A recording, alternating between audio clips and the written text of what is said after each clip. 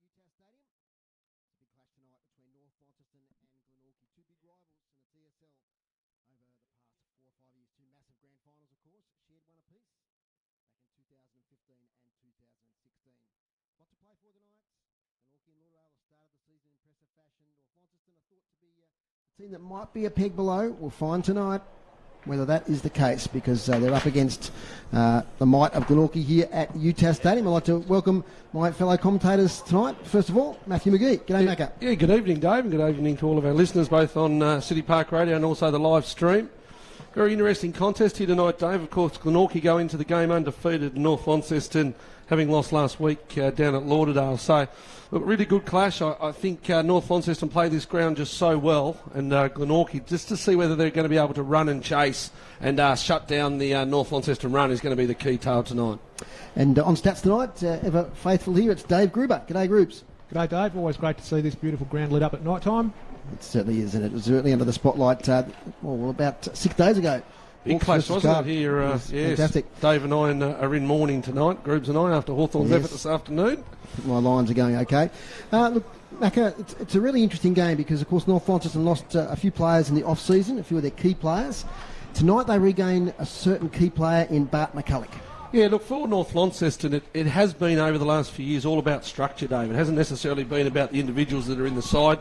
It's been all about structure, and that's what they bring to this ground, especially in this season where they've still been able to keep that core group. You know, you look at the A-graders in their side, Cox Goodger, Whitford, Ponting I've labelled as A-graders, along with Alex Lee. And I think that Alex Lee versus Duffy battle is going to be crucial in the middle of the ground.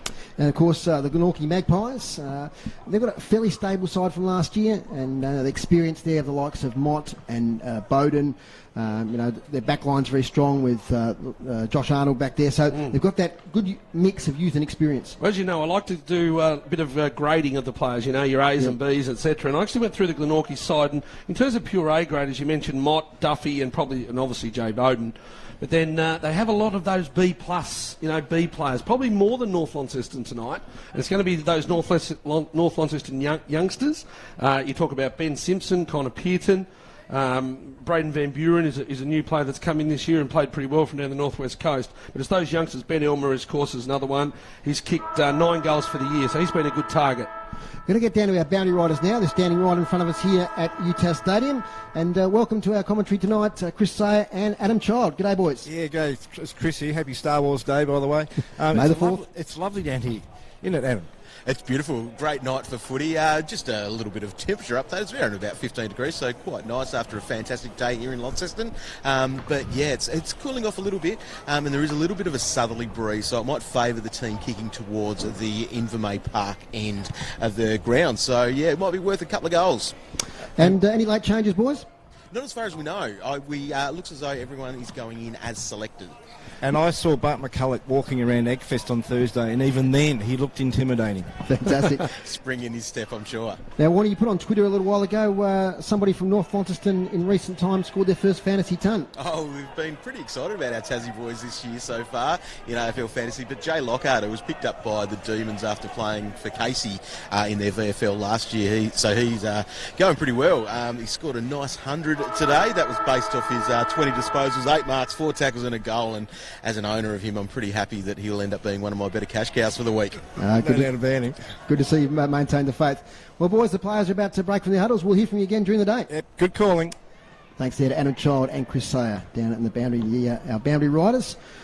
Yeah, it's a crucial game, Macca, as we talked from the top about in the context of the season, because Glenorchy and Lauderdale are thought maybe to be the two favoured teams at the moment, but we just know that power of North Launceston to regenerate every year. Look, I was looking through the form guide. It's hard to probably get a really true form line on Glenorchy. We think on paper they're pretty good, but they've only they had a tough battle against Launceston. They've done okay the last couple of weeks, but they've only played North Hobart, Clarence and Tigers. Yep. None of those sides are going to be in the top 3, to be totally honest.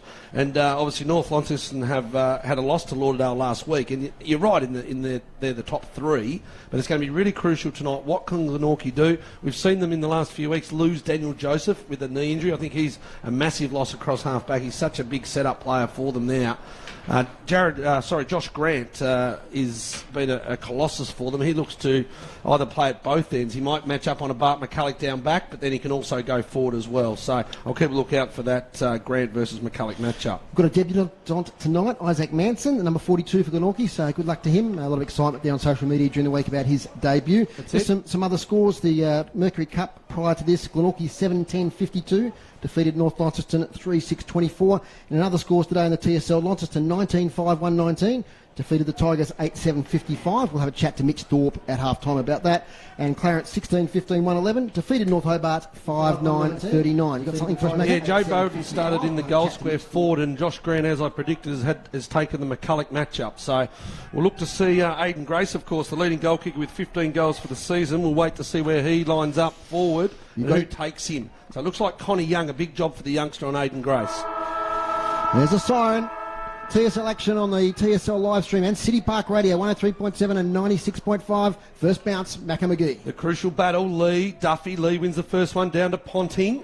Could have been ridden into the back. The umpire says, no, give it to me, and it's going to be a secondary ball up right in the middle of the field. Harrison Gunther out here on the wing with Jackie Avent, two good youngsters, matched up to each other on the commentary side of the ground. Lee again, hit out, comes down the front, taken without it, but not paid there. Was the North Launceston player. Ball comes over the top. Kicking the ball forward, North Launceston. Going to be in front there is Liam Davies. Tapped on over the top. Bradley Cox-Goodger in amongst it. Says too high as the umpire, and it's going to be a free kick. Ooh, in range. Yeah, in fact, it's coming up. It is young Tepper, left footer. Gives it off to Whitford. Been a goal scorer this year.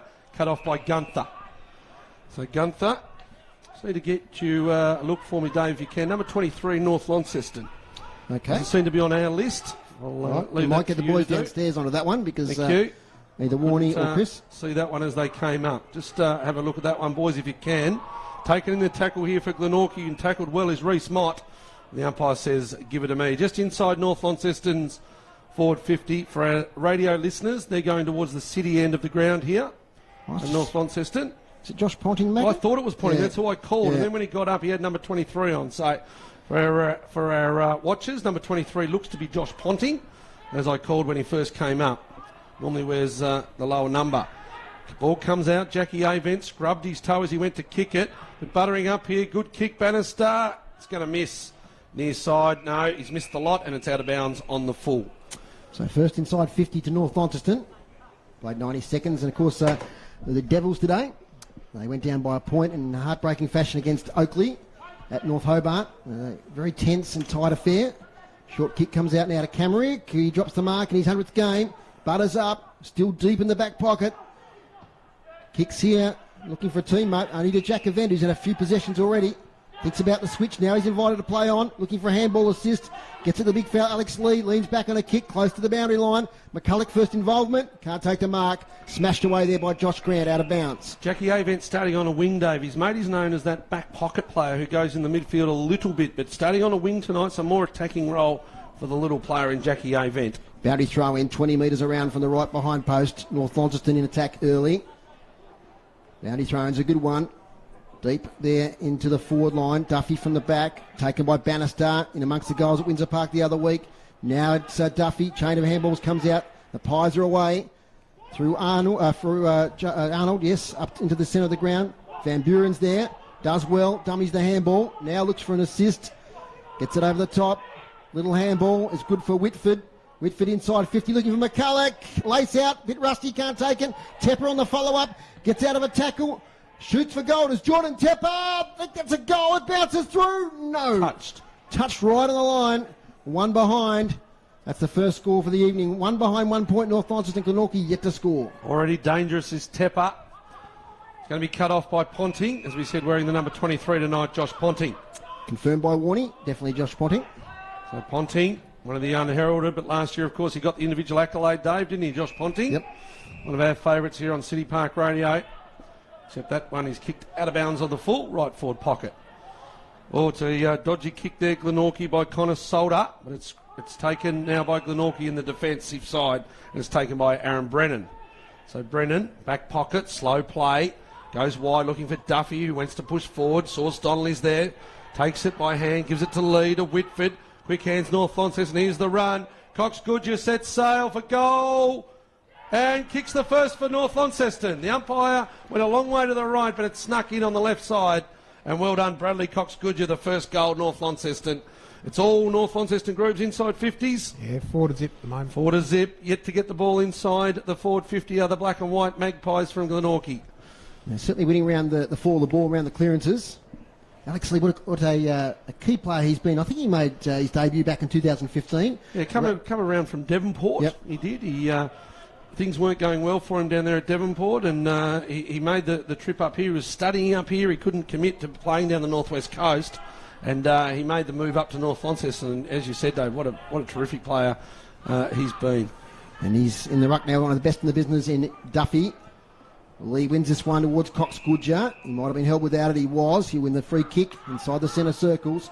He wheels and goes. Penetrating left foot kick, although he goes by hand this time. Chance inside 50 for North Launceston. McCulloch, that's too hot for him. Josh Grant's there. And it might have been infringed there by McCulloch. Front on contact. And Grant will take the free kick. Just got a feeling Bart's a little bit rusty at this level. He did play in the twos last week. Well, he's been on a tour around New York and around America on his honeymoon, Dave. So he's probably had a few other things on his mind, I'd imagine. Cox-Goodger takes the mark. Launches from 52 for his second. Brad Cox-Goodger just offline to the right. One behind, and they're peppering the goals at the moment, the Bombers. They're 1-3-9. Glenorchy yet to score. You listen to City Park Radio 103.7, 96.5, and on YouTube and Facebook via the TSL live stream. So Cox-Goodger looks to be manned up on James Webb there at the moment. James Webb's been a terrific young player, ever improving. He's got a big job to do tonight. Arnold kicks out, railway side wing, but it's going to be North Launceston again, and this one's taken by the defender in Aaron Richter-Solder. Great season so far. He's got a few best on grounds from the City Park Radio team. He goes wide up. Simpson inside 50, but only goes as far as Josh Grant. So Grant looks to switch. They'd like one of him at each end, I reckon, Josh Grant. Taken here by Camerick. Camerick to Gunther. Gunther, former Tassie Mariner, over the top, loopy handball, goes again, Glenorchy. Adam Roberts looks to come back inboard, shrugs a tackle, back to Gunther. They can't get a kick in. Too many handballs held on, downfield against North Launceston to Gunther. And it's going to be taken downfield here by John Geard. Johnny Geard won the medal last week in the Anzac Day game. Must have played his role well. So Geard, left foot. There's a shallow inside 50 grooves. Don't know if you can call that one. Let's see how deep it can go. Duffy comes out. Connie Young, first possession. It only goes back as far as Geard, centre wing. Johnny Geard takes a mark. The attacking side of the centre wing. He's a tough man, group, so he didn't put that one down. Not in far enough, was a bit dodgy. Got to be deeper than that, groups, to count. This one's inside 50. The contest at half forward. Grace can't take the mark. At the fall is Van Buren. He's tackled immediately. And he's been a good acquisition, Braden Van Buren. Yeah, Devonport player. And also Liam Davies, the two coastal boys, one from Devonport. Ulverston. Yeah, Ulverston, and one from Ulverston, one from Devonport. There's Duffy. Nice tap out towards Pigeon Webb. Here's a chance now for Reese Mott. He wants to get on that left foot. Handballs out to Callan Daly. Daly this way, that away. Snaps on goal. Callan Daly. He's off to the left. Usually snaffles those. Does young Callan Daly. But he's missed on this occasion. First score. One behind Glenorchy. North Launceston 1-3-9. Kick out to the back pocket. Kick out. Richter-Solder. Nice left foot. Finds the coach there in Whitford underneath the scoreboard. Whitford, terrific kick. Finds Ponting, but he spills the mark. Front on contact again. The umpire says you can have a kick. Josh Ponting goes back to Whitford, the ever-running Whitford. Over the top here, the youngster, the grammar student in James Curran, comes down just at the top of the 50. It's a repelled mark, so Curran didn't quite get that kick on. We'll talk about him later on, Dave. A terrific young sportsman. Aidan Grace turns the ball over here on centre wing. Avent gets it. Cox-Goodger back to Whitford. He looks at the 50. He's got the square open. Does Taylor Whitford? It's going to be downfield. Yep. It's going to be a free kick. Downfield or on the kick? It's going to be on the kick. On the kick.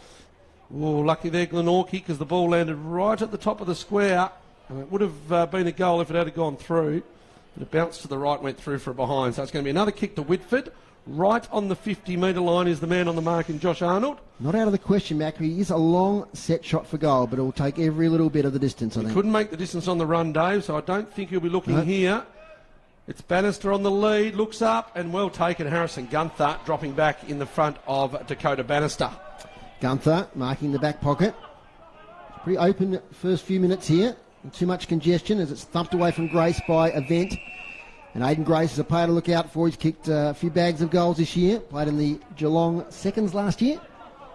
I think, Naka? Yeah, correct, Dave. Yep. Played a couple of games in the VFL and also some suburban footy down there at Geelong. Former Clarence player, so boundary throw in, front position Lee. He wins it down, gets his own spillage there. Chance to clear now for Glenorchy. That's Braden Webb. Leans back on a torp up the wing. With DeSoto goes a bit early. Chance here. Little handball from Rundle. This is Reeves, a bit slow getting rid of it. Pushed off his handball a little bit. Might work out all right. Rundle shrugs a tackle. It's handball back now to Gunther. Prominent early. Low kick inside 50. Chance not picked up there for Glenorchy by Ryan Banks-Smith. That's cleared out by Davies to the wing. Liam Davies only goes as far as Josh Arnold.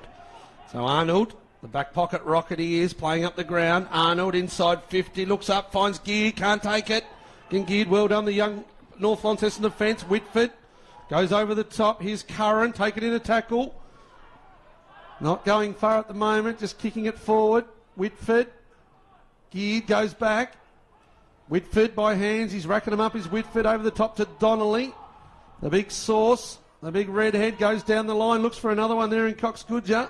Can't find him. Tepper been dangerous early. Handball over the top to Ponting, centre wing. Looks to go back to Curran, taken in a tackle. Good tackle, Josh Arnold. Yep. And it's going to be a free kick. So free kick, Josh Arnold.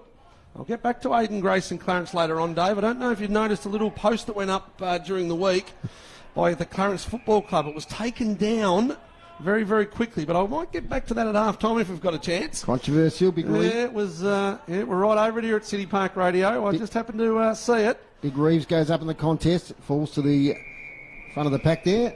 North Launceston number 10 there, and Connor Pearton. So in very simple terms, Dave, Clarence weren't very happy with the transfer fee that Glenorchy had to pay for Grace compared to some other youngsters that Clarence tried to get in. So Right. we're a little bit filthy on it. I reckon the post lasted about 4 or 5 minutes and it was taken down. So Mr. Carl Saunders might have given him a little tap on the shoulder, I think. Right. Well, Pretty controversial. first with you in City Park Radio as Mott kicks inside 50. As Tom Donnelly can't take possession. Victor Salter to Whitford on the boundary line. Little kick. And it's on defensive 50. Here they go now through Davies. Low kick to the advantage here of McCulloch, or clears him to Liam Smith. Liam Smith kicks long up to half forward. Front position. Mark not taken. Falls to Mott. Wrestles out of the tackle. Back to Big Reeves. Reeves short distance kick to the boundary line. Rundle and Donnelly. Still in play, is it? No, just out of bounds. So Sammy Rundle, he's made the transition. And he's playing some good footy with Glenorchy. Premiership player with Launceston. It's a bit of, might be a blood rule here, Macca, is it? No? It's a bit of a delay. There was a little injury behind play, but I think the umpires had a look and said, nah, you can play on there. So boundary throw in right on attacking 50 for Glenorchy. I'll be a blood nose to Braden Webb, but they're going to play on. Reeves knocks it to the front, but only as far as Ponting, who weaves out of a couple of tackles. Kicks around the corner up the wing. Solder front position. Here we go now with Carlton Wadley. He goes sideways. Long kick. Beautiful kick. To the advantage here of Foon. He takes it. Keeps on running. Gets the little kick in out of Jackie Avent. He likes a goal, Jackie Avent, but he's off to the right this time for a behind. Haven't given the score for a while. It's North Launceston 1-4-10. Glenorchy 1 behind, 1 point. Inside 50s, Groobs. Inside 50s, 9 to Launceston, 5 to Glenorchy. North Launceston ahead in the rucks 2, 6 to 3. Reese Mott gives it over the top to John Geared. John Geared finds Rundle. Inside 50 running on is a little pocket rocket in Daly. Daly tries the dribble kick. He could have gone over the top with the hands to his teammate there and Adam Roberts. He could have straightened and snapped it around, but he went the inside-out dribble. And dare I say it, the dribble is under the pump. Jason Dunstall. It's interesting where you can see Callan Daly's mind ticking over. Am I going to go back for a set shot? Or am I time gonna, and space. Just snap it back over the left shoulder. Yeah, but Callan Daly's had a pretty good year. Yep, sure 8 has. goals so far in the 4 games. Boundary throw in, left forward pocket, Invermaid Park into the ground. Alex Lee takes it out of the ruck, gives it over. Wadley, ball's bouncing around like volleyball. Cox Goodger's in everything so far, and it's going to be too high on this occasion. Free kick to Reese Mott. Left foot, one of the best in the business, looks for Rundle hitting up, but it's spoiled there by Rick DeSolder and also his defensive teammate in Van Buren. Adam Child on the boundary thinks you're after a bit more airtime on the bounce. No, that wasn't as bad as the one Jake Pearce last year. Okay. No. Nothing there, but it's been, hashtag save the dribble, hasn't it, Yep. Fox Footy? But you're listening to the TSL here at the moment. Aiden Grace gets a quick kick out. Oh, it only barely went the 15, even if it did. So Aiden Grace, outside 50. All I can see down there is black and red. Over the top. Just through for a point off hands. And it's going to be a behind Glenorchy. So they're doing it in singles. They're 3 behinds and North Launceston 1-4-10. Taylor Whitford from the back pocket. There's a player on the outer side. Looks like Simpson. Over to Curran. Handball now ends up back with Simpson. Over the top to Tepper. Great movement of the ball from North Launceston. Fantastic. Oh, the mark's dropped. An easy mark. That could be costly. Back to Wadley. Wadley gets it sideways. It's in the pocket now. Snap on goal. Sharon Egger. He's offline. I didn't pick up the player who dropped that mark. It was a fantastic play, coast to coast for North Launceston. Jeez, do we want to dob him in? Yeah, you got him? I don't think so. I won't. All right. I won't do it. We'll let him make another one up. As the kick comes out, all dangerous. Whitford, good contest there. Spills to the ground. Egger once again. He spills, he falls over at the crucial moment. Whitford, handball to no one in particular. Fighting hard there is Rundle. James Webb involved. Stacks on. The ball up. 1-5-11 North Launceston. Glenorchy 3 behind 3 points. We're through 15 minutes. It's a tight struggle. North had about the first 5 inside 50s. We'll get the inside 50s from the groups at the next stoppage. Here we go to Bannister, to Cox Goodjar from 52 into the goal square. 2 against 1 contest. Falls to the front. Taken there by Glenorchy. Camrick involved. Couldn't get a clean possession. Players falling down like 9 pins. Eventually the umpire will call for a ball up. Groups, the inside 50s. Inside 50s, 10 to North Launceston, 7 to Glenorchy. Alex Lee dominating the hit-outs at the moment, Groups. Yep, 8 to him. 8 to Alex Lee. Yep, this time it's going to be Bannister up against Duffy. Duffy hits it defensive side. There's Bowden, his first touch. Goes over the top to Camrick. Looks down the line. Can't find Rundle below his knees. Mopped up here by Connor Pitt. Left foot. Nice. Chisler. Over the top to Donnelly. Started the game well. The big sauce always trying party tricks. He got it. Couldn't get away with it. James Webb now. It opens up for Glenorchy. Centre square. He finds Ryan Banks-Smith. So Banks-Smith played with the Mariners last year with no hair. He's got hair today. I don't recognise him compared to what he had last year. Ryan Banks-Smith goes down, but all he does is find Richter Solder. He can't take the mark. Richter Solder, as he flies high, it's going to be mopped up. Connor Young in the defence. So Young over the top to Donnelly. Donnelly finds his teammate there. Curran. Curran comes down. Left foot, Cox Goodger's bought his own footy tonight as Cox Goodger. It's the Cox Goodger of old. Goes on the outside to Curran, over the top to McCulloch, the big Bambi. Left foot, inside, looking up for Egger, 1-on-2 again. So they're getting the numbers back well at the moment, the Magpies. Comes long and spreads here to Reese Mott. So Reese Mott, one of the best kicks in the business, Dave. Yep. And we'll see what he can do from the left forward pocket. Beautiful switch there from Jay Bowden. Playing a bit down back, and here's the debutant, Isaac Manson. Look at the flowing locks. Love it. It's his first possession in State League footy. He gets it there to John Geard. Look at them flowing, Dave Gruber. Fantastic. And deliberate there caught against John Geard. So free kick, couple of kicks out from goal. I wasn't worried about that. I was looking at the flowing. Connor Pearton. And he gets it to Cox Goodjar. Now, you wouldn't discount him from here. He's thinking about it. He's got about 55 metres to carry for our radio listeners. He's about 10, 15 metres in from the boundary, right-hand side, kicking to the town end. I'm looking at their midfielders, Dave, and just seeing who could do a shutdown job on Cox Goodjar, but Glenorchy don't have too many defensive midfielders. Cox Goodjar, he gets round, delivers, it's near side, it's coming back, it's coming back! Wow. What a great goal from Bradley Cox Goodjar! Oh, it's worth coming to the footy just to see his set shots for goal. Fantastic. That's the second goal for North Launceston. 2-5-17. Glenorchy 3 behind 3 points. Well, that's how dangerous it is. You know, he's outside 50, and most players take a mark outside 50. There's still a kick away. But for him, you know, you can't even give him that kick, Dave.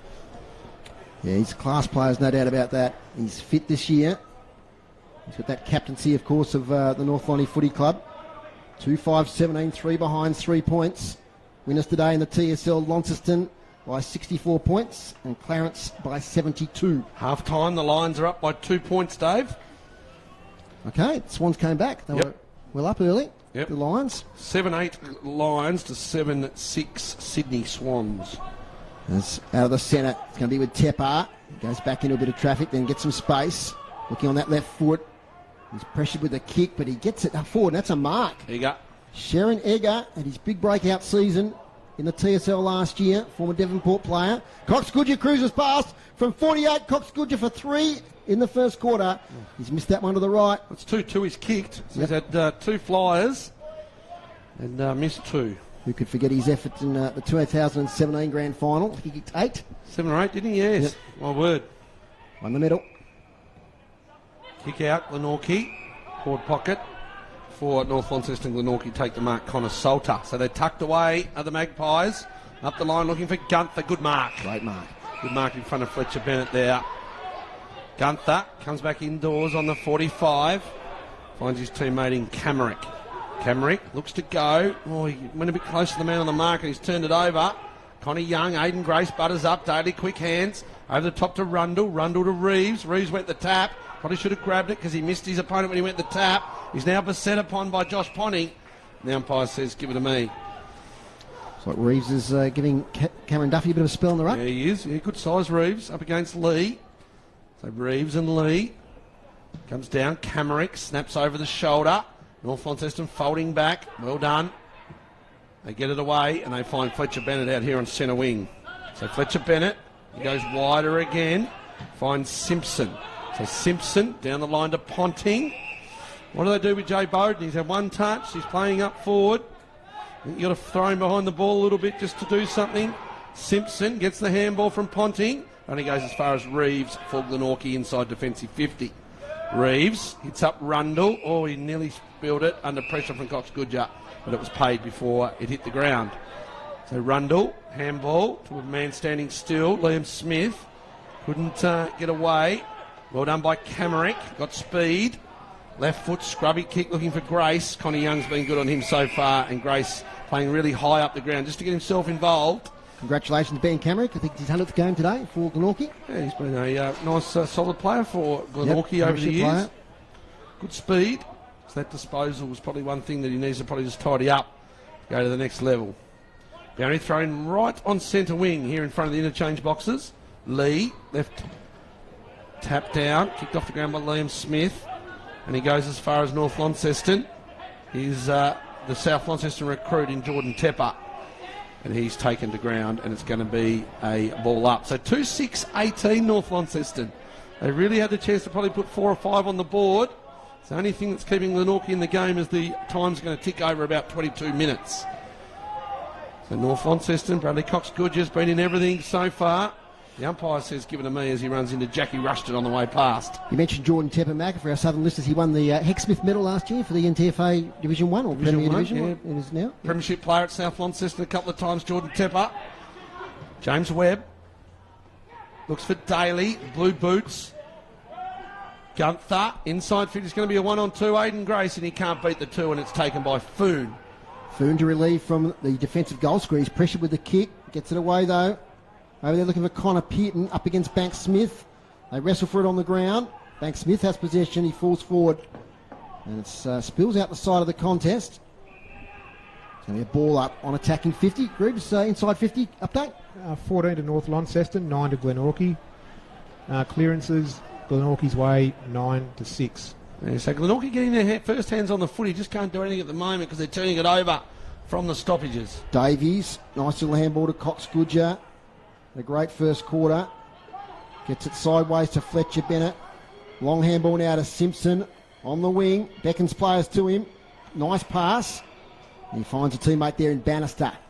Kicked 4 goals against Launceston a couple of weeks ago. Kicks inside 50. Salter probably drops a mark he should have taken there. Josh Arnold is tackled. He had no prior, so it'll be a ball up. About 30 metres out from North Launceston's goal. Won't be a long quarter, only a couple of goals kicked.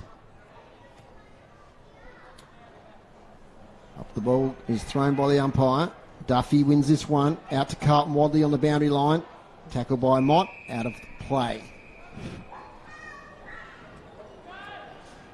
So the boundary thrown about 15 metres around from the left behind post. You listen to City Park Radio 103.7, 96.5. And on the TSL live stream. Either on Facebook or YouTube. And welcome to the big screen viewers down at KG5. Hope you're enjoying our broadcast here tonight as Liam Smith barrels it out of defence. Out here towards Fletcher Bennett. He gets it on the bounce. Little handball to Richter Solder. Now to Van Buren. Van Buren on his right foot. Kicks to half forward. Down to Coda Bannister with strength. Couple of grabs paid. He's a long way out. Late start to the season. Now he wheels and goes. Right foot to the hot spot. Flyers wanted. A lot of Glenorchy players there. Front spot was Duffy. Yep. Duffy and Grant now out to the Prince. Jay Bowden on the boundary line.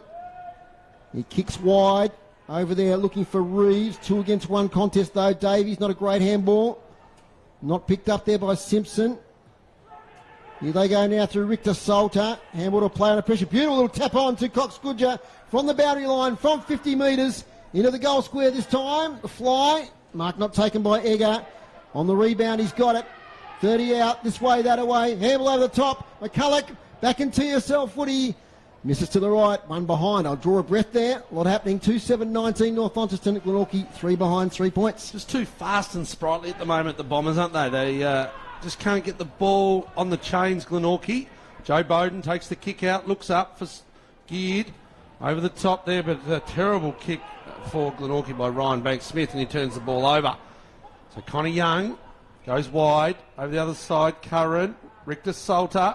Down the line, but this one goes back to Josh Arnold. So it looks as though they've thrown Jay Bowden in around the action a little bit. They started him forward, so they started attacking. Just couldn't get him the pill.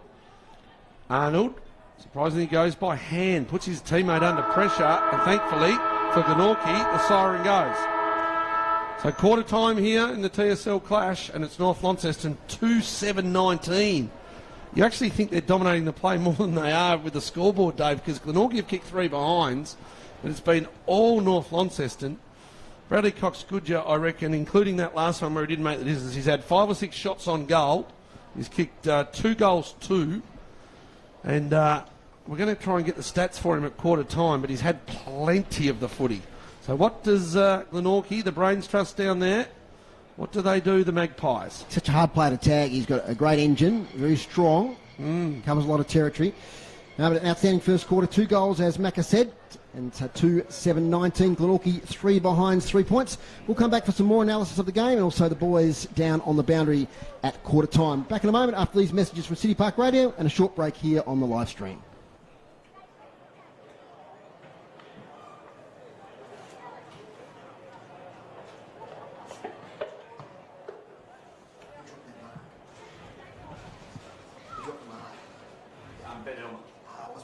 I haven't seen him get a snap yet.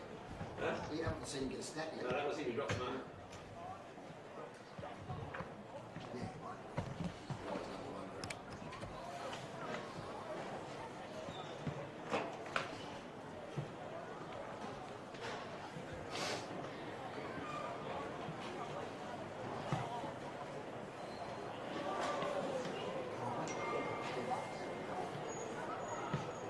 It's a live stream.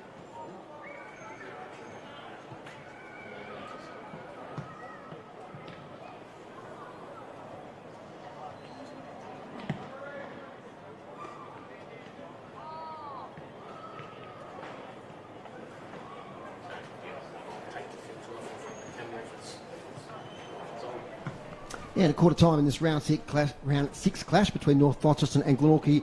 It's the Bombers 2-6-18 Glenorchy, 3 behind, 3 points. Of course, we love our Launceston Tornadoes here on City Park Radio, and they're in a bit of trouble against Frankston. Now, stats man here, Dave Grubbs is a Frankston boy from way back, and Frankston are 45, the Tornadoes 33. That's in the second quarter.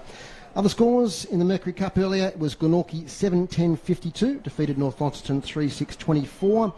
And the other TSL games today, it was Launceston 19-5-119, defeated the Tigers 8-7-55, Clarence 16-15-111, North Hobart 5-9-39. You've been furiously writing things down there, Macca. Just in the AFL earlier today, unfortunately it was Melbourne Demons. They defeated Hawthorn by 5 points, no bias. Dave Moore's Giants, they were on their merry way. Jeremy Cameron kicked a lazy 6, I believe, Dave. Yep. Yeah, 6-1 Jeremy Cameron. The Giants defeated St Kilda by 44. And half-time, it's the Brisbane Lions, your other team, they're up against the Sydney Swans by 2 points. Yeah, look, I just wrote down the influence of the game. You know, you look at North Launceston, who would you give ticks to? You know, I gave Bradley Cox-Goodyear 3 ticks, 3 times as more influential than any other player on the ground in that first quarter. I really struggled to find Glenorchy players to give ticks to. Harrison Gunther was okay, and Ben Camerick. I reckon that was about it. Yep, and of course, in around those contests, the old firm there of Cox-Goodyear, you've got Josh Ponting, and now they're joined by the young Jordan Tepper. So they've still got that strong midfield, and that's been the characterisation of the team over the last few years. Well, look, it's been quite strange, Groups, hasn't it? Clearances go Glenorchy's way, Groups. They go Glenorchy's way 10-7, but so many of them just get repelled straight away. It's been quick kicks, hasn't it? No clean footy. I can see Paul Kennedy out there just imploring his defensive unit, actually. He wants them to be a little bit better out of the back 6. He's not too happy with them down there at the moment. Inside 50, 17-9, North Launceston's way. I can't believe they've only kicked 2-6, Dave, to be honest. Yeah, absolutely. Have you seen the ruck contest there, Alex Lee and Cam Duffy? Look, I've given them both a bit of a tick, to be honest. I don't think they were that influential. Hit-out screws, what were they? 13 to North Launceston. 13-7, but with Glenorchy winning the clearances, you wouldn't say Lee's done a real lot around the ground. Just their defensive unit as well, North Launceston. And we're talking about young players. We're talking about Connor Young, youngster. Aaron Richter-Salter, a youngster. Jay Foon, he's still only a youngster. Yeah. And, we talk about them. They also throw a Fletcher Bennett in there and a James Curran in there. And it's just their structures and just their culture. It's just so good in their back 6. Whereas Glenorchy just are stuffing around with the footy in their defensive lineup. And the issue is they're turning the ball over as they come out. And it's just repel 50s. What do you make of Taylor Whitford's role himself now? He plays a bit forward. He plays on the ball. But we've also seen him defensive out underneath the scoreboard there. He just runs. Geez, he runs at kilometres, Taylor Whitford, the coach. So, look, he leads by his actions. There's no doubt about that as a coach. It's come with me and do it my way. And, players like Bradley Cox-Goodyear just get on the end of his hard work as well. So at quarter time, it's 2-6-18. Glenorchy 3 behinds 3 points. Mac, we had a bit of a look at the Devils game this morning. A great call by Gilly and also Tubes Taylor down there, calling the action, and it was a really tight contest. Yeah, look, I caught the second half, to be honest. Yep. I was leading the all-conquering Launceston Lightning under-12s, Division 2, 6-0 victory for all of our listeners. I know they like keeping summary of Oscar's soccer team, but I got home for the second half, and it wasn't a great spectacle of a contest, but geez, they tried hard, the Devils, and in the end their small forwards, didn't they, snapped a couple of points, and if that had been goals, things could have turned around a little bit for them. But look, Oakley, these TAC sides, they've got history behind them. They've got structure behind them. They know. Whereas the Devils are still in their infancy in a week-by-week contest, week-by-week game, and they're not the most talented under-18 side we've seen out of Tasmania in the last few years. Of course, Mitch O'Neill's still out, and he's their top 18-year-old. They're relying on a lot of 17-year-olds in their first year of TAC. Well, I'll tell you what, they have a crack there. They never give up. Definitely. Ollie Davis is one of those. He had 21 touches today. And Pepin had 18 and Walker and Collins 16 apiece. And I think we're going down to the boundary riders. Yep. We've got Warney down there. Yeah, I've just been over with the North Launceston boys, and probably up and about. Had a listen to a couple of the different lines, and Bart McCulloch definitely up and about in his first game back and had plenty of words of wisdom. But one of the things that they will be looking at this quarter is making sure that those uncontested marks from the Oppo uncontested marks aren't as high as what they were, because I think it was 15 for them, and so they want to bring that number down under 10 per quarter. But the other thing they need to avoid kicking, where they want to avoid the long kicks, is what the fours have been wanting, so they need to go up and meet the ball, and that's something that we'll probably see in this quarter. And over to Chris, who was with the Glenorchy boys. Yes, Coach Kennedy went straight to the forwards and he raised his voice. He was not happy. Then he went to the backs. He said the backs are not switched on and they're holding back, and he told the backs to reset and go again. And the one good thing about it is that they're not as far behind as they should be. Okay. Yeah, definitely. There's no doubt about that, boys. The Glenorchy, they've been let off the hook a bit, haven't they? They certainly have. And Paul Kennedy echoing what you were saying there about their movement out of the back line. Yeah, no good at the moment for the Pies. But it was interesting that North Launceston's done with that long kick high forward, because they've got big Josh Grant down there to the Pies. Start of the second quarter, Alex Lee gets the tap. Going in there is Camerick, one of the better players for the Pies in the first quarter. Coming off the back of the square was Mott, and he's taken high and he's going to get the free kick. So Reece Mott was serviceable early. Goes out to Webb. He had his hands full, did young James Webb on Cox Goodger. Just might have gone out of the centre square and gone out onto a wing at the moment as James Webb. Hitting up is Grace, good mark. So Aiden Grace, that's what they need. But at the moment he's just pretty high. High forward, Jay Bowden. Down the front, Bowden. He's got a couple of metres on his opponent. Looks to give the handball, then shimmies in as Jay Bowden does. Makes them all look silly as he gets the footy, but he kicks in the man. Comes back to Reese Mott. Shrug, left foot, nice hit up. And he finds Webb. And James Webb pushing forward. Cox Goodger. What a first quarter, Cox Goodger. Kick 2. The difference. Oh, here's Jay Bowden. No one on him. Simpson looks around. No one hit up. And Jay Bowden just slipped inside 30 metres out directly in front. He's going to have a shot for goal. They'd be filthy about that North Launceston. Not only was he by himself, there was a radius of about 20 metres just where he could run into. So Jay Bowden, the superstar for Glenorchy. What a marvel he's been over the years in TSL footy. He's become a goal kicker of late. Jay Bowden, 30 metres out. Nice strike of the footy, but looks to have pulled it. In fact, he has. Left side, through for behind. Let off there for Glenorchy in the first 90 seconds. It's a lovely night here at UTAS Stadium. Very still, not that cold. As Connor Young's got it. Gets the handball sideways. Yep, great forward line pressure there from Glenorchy. Picked up by Ponting, dispossessed. It's a ball that has to be won here, important one.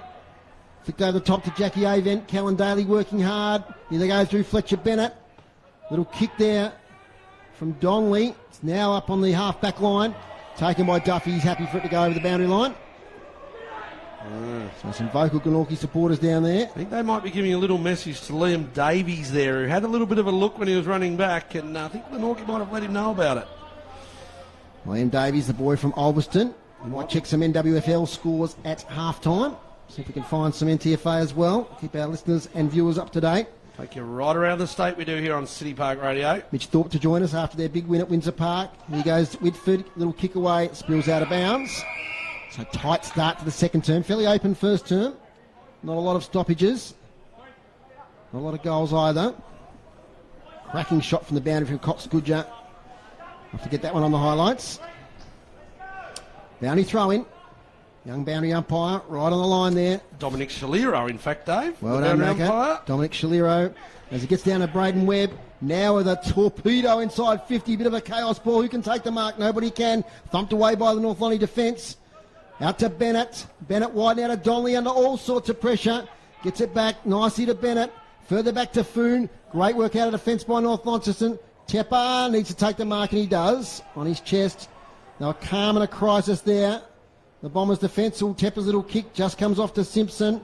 He's corralled on the boundary by Mott. Handball nicely over the top now to Whitford. Tries to break the tackle there of Arnold. He wasn't going to do that. Signs are better for the Magpies though, Dave. The forward line pressure, the signs are better. North Launceston took the ball from coast to coast a couple of times in the first quarter, and that time Glenorchy were able to hold them up. On centre wing, railway side, Lee and Duffy go together again. Lee takes out of the ruck, scrubs it forward by foot about 30 metres, and it goes out of bounds just on the hill over there in front of the scoreboard here at UTAS Stadium. So if you've just joined us, the score is 2-6-18 North Launceston to 0-4-4 Glenorchy. 4 minutes in to the second quarter of the TSL action. Boundary throw in. Lee and Duffy again. Comes down Whitford. Always hits the packet pace as Whitford. This time though he's caught in the tackle and the umpire says give it to me. And Lee and Duffy are going to go at each other again. So Lee and Duffy. Lee down. Here's Pigeon Webb taken without it. Free kick. Free kick, Braden Webb. Oh, he's gone down sore. He's gone down as Braden Webb. Let's hope it's not serious. He's had a terrible run with injuries the last 5 or 6 years as Braden Webb. He's holding the head. It doesn't look good. His players are around him. There was nothing in it. It was just a twist and a turn. So, he hasn't moved. Hands to the head. And Duffy and Reese Mott are over the top of him. Sometimes a sign when the umpire blows time on straight away. They've called the stretcher. Yep. And look, he's been a state captain in state games before. He came through the Mariners program. Just had a wretched run with like lower leg injuries, ankles in particular. The last few years is Braden Webb. And I was just about to say, he wasn't much in it the first quarter, and all of a sudden he got the ball and got the free kick. But they've called for the stretcher, so we'll have to leave the boys down on the boundary to try and get a diagnosis on that once he gets off the ground. But it doesn't look good. Yeah, one of the best players in the state, Braden Webb. Such a loyal clubman to Glenorchy. When your teammates go to you straight away and show concern, they've either heard something or can see something that doesn't look favourable for the Glenorchy Magpies, and in particular Braden Webb. So 2-6-18 North Launceston, Glenorchy 4 behinds, 5.5 minutes gone, but we've got a stretcher. So this quarter's going to go a little bit longer than normal with the stretcher. We'll take a seat and we'll just have to wait and see what's going on. If you just joined us, Bradley Cox-Goodger, he kicked 2 goals in the first quarter and had 5 shots. It was hard to stop. The replacement player for Glenorchy's going on the ground. That's John Geard. Dave, you went. You said we were going to talk to Mitch Thorpe at half time. You actually went to Windsor Park for the first half today. It was thoroughly entertaining, Macca. I saw a game of the 2 quarters are totally different. The Tigers dominated the first quarter. Kieran Lovell, I think, had about 10 or a dozen possessions. And you've got some of the goal kickers there? Yeah, so earlier today it was Launceston 19-5. They kicked 9 goals in the second quarter. Yeah, that's a quarter I saw. It was electrifying stuff. 5 in the third and 4 in the last. And it was the goal scorers were Grant Holt with 3. You impressed by him? Yes. Former South Launceston junior Grant Holt, backing up his 3 from last week. Mitch Thorpe kicked 3. And Brendan Taylor kicked 3, Fletcher Seymour 2, Joby Harper 2, Brody Polferman 2. So the midfielders getting in the action there. Alec Wright, Ryan Tyrrell, Tyson Miller, Toby Lucas 1. Mickey Paul, Michael Paul kicked 3 for the Tigers. And the best players were Fletcher Seymour, Mitch Thorpe, Brendan Taylor, Joby Harper, Jake Smith and Brody Polferman. So a bit of the old firm there, but also Fletcher Seymour's been a pretty good recruit for them coming up from Clarence, the former cricketer, and best on ground for the Tigers was Keelan Lovell. Elijah Reardon, I think you were impressed by him. Yeah, I liked him. Macca, just you're up there. It looks like he didn't get on the stretcher, so he's just hobbling off now in the arms of the trainers, which perhaps is a good sign. So, look, a pretty good win there. We'll be interested to see what Mitch Thorpe says. But they've strung together some good games after they lost a heap of their side from last year, did Launceston. What impressed me today was just the maturity in some of those younger players. I'm talking about Jack Tuthill and Jacob Boyd, and those sort of boys are doing well. They impressed us in round 1 as well. If you just joined us, there's been a stretcher called. He didn't get on it, did Braden Webb, but he looks a bit sore and sorry. And finally, the free kick's going to be taken by Reece Mott. So a few minutes wasted there, waiting for Braden Webb to get off the ground, and Mott hits up Gunther. So good work, Glenorchy. Gunther's looking for movement. Centre wing. Far side of the ground here at UTAS Stadium. It's a beautiful night. I reckon it's going to be a little bit chilly though, Dave. You got a cold forecast for us coming in? No, it's not too bad. Not too bad. Just don't want wanting to get too cold down there. Great forward line pressure, Glenorchy. Great tackle. And it's taken there over the far side by the Glenorchy player. Is it Webb, Dave? Here's James Webb, left foot. Here he comes. So Webb.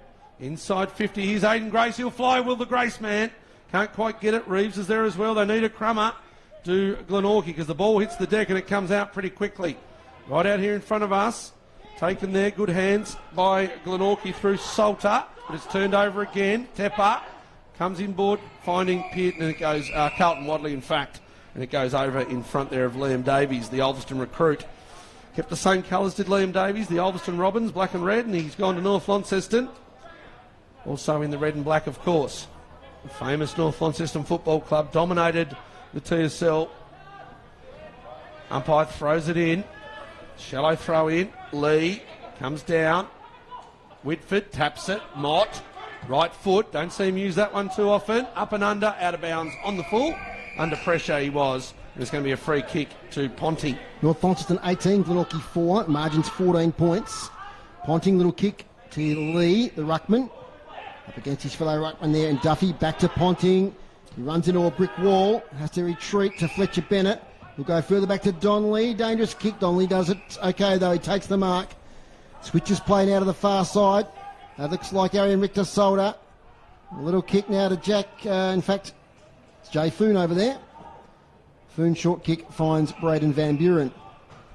They are better defensively structured at the moment, the Pies, Dave. They've got that team defence going and they're making it a little bit harder for North Launceston, as we can see at the moment. They're having to go backwards. Goes back to Richter Solder, short to Connie Young.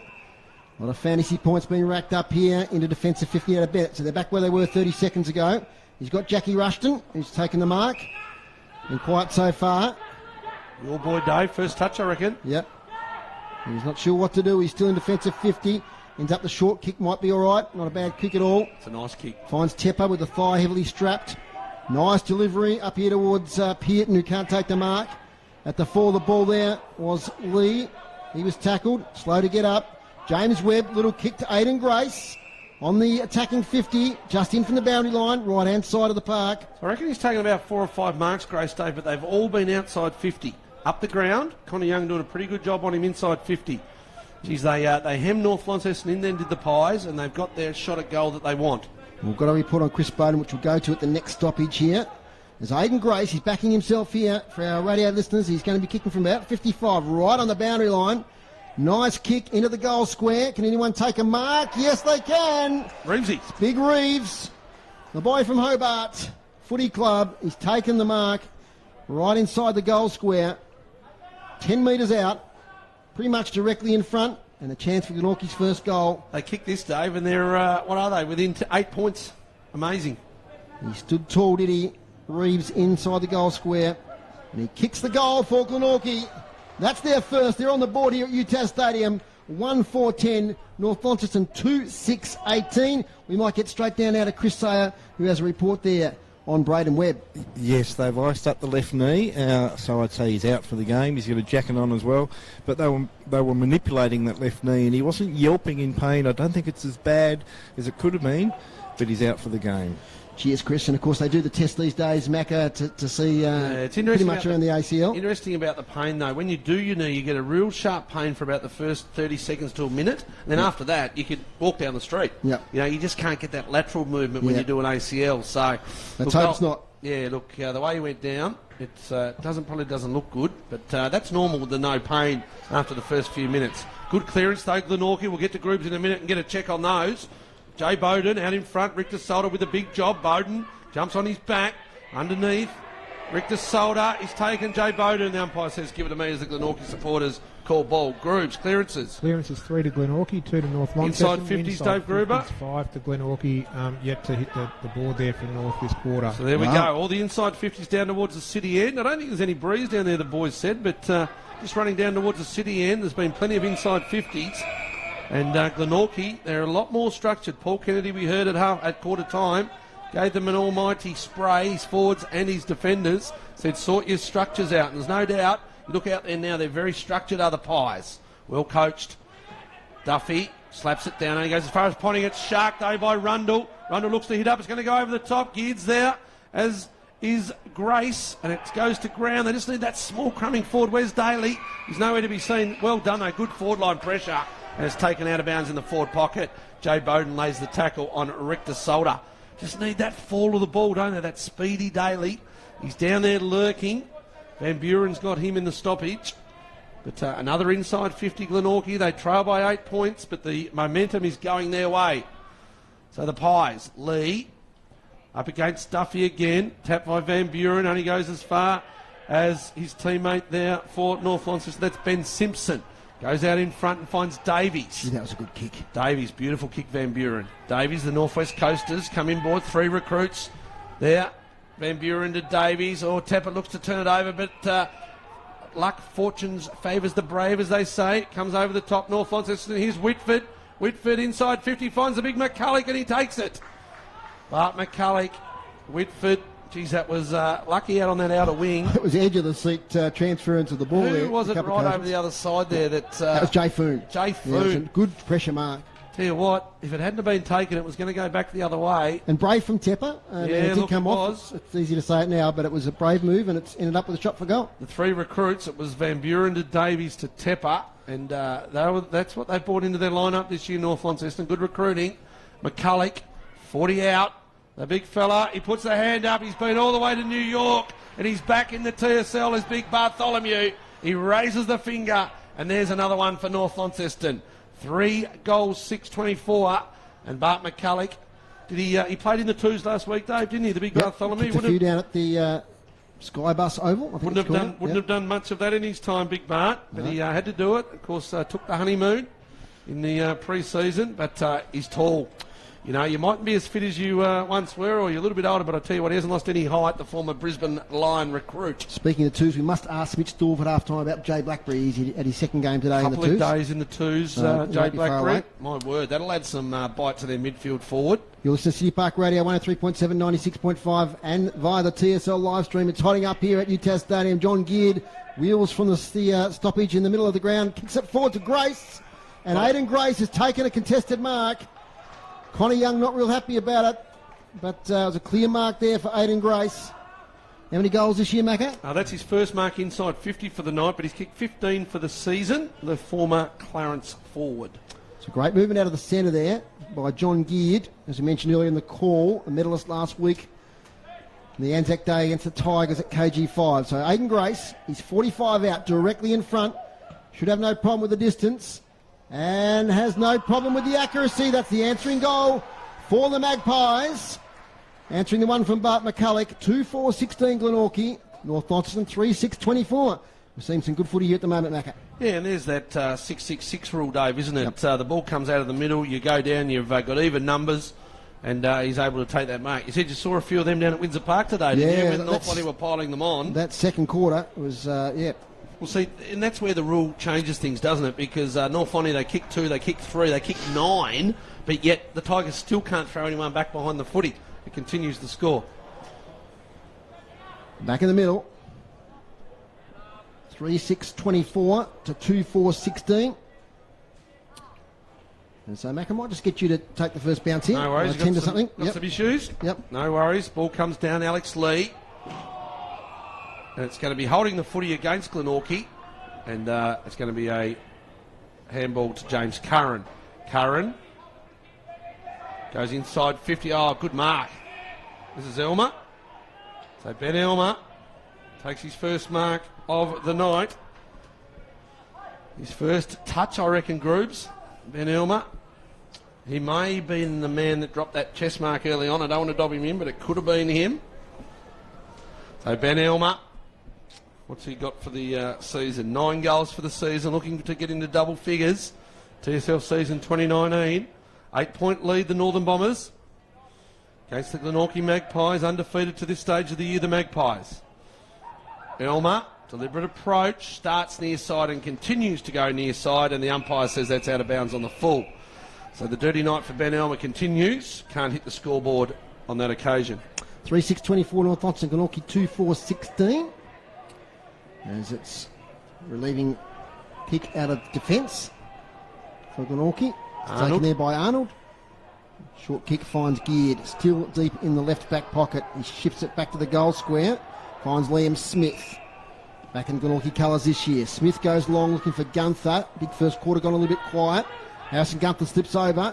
Gives North Launceston a chance and they pallet it out of bounds. Cox Goodyear not as dominant at the stoppages. Hasn't been able to get into the game as much this quarter as he did the first. Don't know if they've really sent anyone on to him in a defensive manner. I just think it's been a team work thing for Glenorchy. 18 and a half minutes gone, but we'll probably have a longer quarter due to the delay with Braden Wegg coming off the ground. Bounty throw in, front position Lee. Can't get it down to his on-ballers. Now gets it back in Lee, just hoists it inside 50. Chaos ball, where it'll bounce out of bounds. About 10 metres around from the left behind post. James Curran, good strong player. I've seen him play for Grammar the last few years in school footy, Foz. He's a strong boy, well built. Of course, state cricketer, state swimmer, state underage footballer. He's got some talent. Boundary throw in, McCulloch doing the right work to Bannister, tries to break through, not penalised. Out to Whitford, snap on goal. Taylor Whitford. Oh, please. Fantastic goal from the boundary line. He slaps his hands together. The coach has slotted through a majestic goal from right inside the boundary line on the left-hand side, and that's North Launceston's fourth goal. 4-6-30, Glenorchy 2-4-16. The physics of the ball, it should be bending left to right, and that one just straightened down the line from the left forward pocket, Taylor Whitford. As another Glenorchy player is flat on his back after that goal. Let's hope it's not another injury for Glenorchy. They're already one down on the rotations. And the player's not in great shape. He's getting to his feet now. As for our Glenorchy supporters, he's holding his shoulder. Is that Josh Arnold, Macca? It's sort of a well-built player there. He's Yeah, he's not happy about his shoulder at the moment. He's gesturing to the trainers there. Probably get on the camera there. Anyway, we're back in the middle of the ground. Pretty sure it's Josh Arnold. Yeah, it is, I think. Yeah, it's my word. Centre ball up. The game has to go on. Glenorchy are walking wounded at the moment. Camerick to Mott. Mott looks down Daly. Haven't seen much of him this quarter. Well done, Ponty. Whitford, the last goal kicker. What a goal it was. Goes over to Simpson. Here they come, the rolling North Launceston Bombers. Fletcher Bennett. This is where they put the foot down. This is where they win the games. North Launceston, they can smell the blood. Inside 50, the Northern Bombers over the back, looking there all on his own, unattended. At the back of the pack, North Launceston, it's Ben Elmer. So Ben Elmer is going to have a shot from 20 out directly in front. Hasn't been a good night for him so far. He's had a couple of marks this quarter, though. Can we now reveal that he may have dropped a mark in that first quarter? Yeah, I said that before, Dave. You were busy. You were busy. Doing the technical side of things. Right. Just don't bring him under the bus again. Goodness gracious, I've already given him one serve. Anyway, let's see what he can do. Because they're going to kick 2 goals in a minute if he can seal this one. Ben Elmer, deliberate approach. 15, 20 metres out, directly in front. Oh, he stabs at it, and it's not good. Oh, geez, he's lost the confidence, hasn't he? Groobs inside 50s this quarter? Inside 50, 7 to Glenorchy, 3 to North Launceston. Okay, so they've had a majority of the inside 50s this quarter. Yeah. So North Launceston have matched them so far. There's Aaron Rick to Solder. Now, what's happened here? So player has copped one. He's on the ground. Alex Lee, slow to get up. Be a free kick at half forward. A big ruckman, fairly durable, doesn't miss many games. Goes back now, kicks quickly inside 50. Beautiful pass. Cox Goodger takes the mark. And inside his range. He's kicked 2 tonight. Both of them in the first quarter. One fantastic shot from the boundary line from about 55 out. And lovely kick there from Lee, the big fella. Got up a bit gingerly from that contest. So Cox Goodger, 45-degree angle, left-hand side, on the 50. Close to the man on the mark. Gets good purchase. Cox Goodger, that's your 3rd goal. And it's a fantastic performance tonight from the North Launceston captain. And from that sort of range, it's just fantastic to see him convert those goals, Macca. It's just such a weapon, isn't it, Dave? You know, there's not many players in the comp that can consistently kick goals from outside 50. You know, you try and stop the inside 50s and you try and stop, the inside 50 marks. Well, Cox Goodger tonight has kicked 2 goals from outside 50. 5-7-37 North Launceston, Glenorchy 2-4-16. 23 minutes gone. We're probably going to go about 30-31 minutes. Due to the earlier injury to Braden Webb. And this is where their strength is, North Lonnie, Dave. You know, in the midfield, they've got Whitford, Ponting, Lee and Egger, and now all of a sudden Cox Goodger goes forward. Yep. You know, we talk about the players they've lost, but look at the players they've still got. It's amazing, North Launceston. That's not a great bounce by the umpire, and he's going to do it again. Frankston 77, the Tornadoes 50. So a tough night for the Torns at Frankston. It's down at Frankston, Groobs. Yep. Been there a few times, the basketball stadium. Back in the day, Groobs. Yeah, you'd have cut a sway through there on a Saturday night, I reckon, big fella. No doubt about that. Yeah, you'd have been... What's that footy club you follow down at Frankston? Dolphins. No, that other club that the brothers or something. What are they called? YCW. YCW. What are they called? Whitford inside 50. We'll get back to that in a minute. Chance here for North Launceston. Dakota Bannister over the back. Should be a goal here to North Launceston off the ground. Goal. It is. Looks like Ben Elmer. Just get a verification of that. Couldn't miss that one, could he? Couldn't miss that one from 2 centimetres out. That's it. Was Ben Elmer, number 32, off the ground. That's their 6 goals. 6-7-43. Glenorchy 2-4-16. All of a sudden the margin of 27 points. Yeah, we said they were going to get back to within 8, didn't they? And just gone bang, bang, bang. What was it, Grews? YCW. Thanks for YCW Stone Cats, yep. Oh, the Stone Cats. Jeff White hailed from there. Who did? Jeff White. Jeff White? Yep. What's YCW stand for? Oh, Young Christian Workers. Young Christian Workers Stone Cats. Yeah. Is that Jeff White, the ex-Melbourne player? Yes. There you go. Fremantle, no one draft pick, wasn't he? Back in the day, Yep. Jeff White. Jeepers. You remember him as a kid, Groups? No, I was a bit older than him. You were a bit older than him. Back in the middle. And just getting our batteries here. Thanks, Warning. Boys have lost a bit of power on the radio mic. Whitford taken in a tackle. Still gets the kick away. Comes down. I love that Stone Cats name, Groups. I don't think I'd like to name a side. Here's Jackie Rushton. He'd go well at the Stone Cats. Fozzie loves him.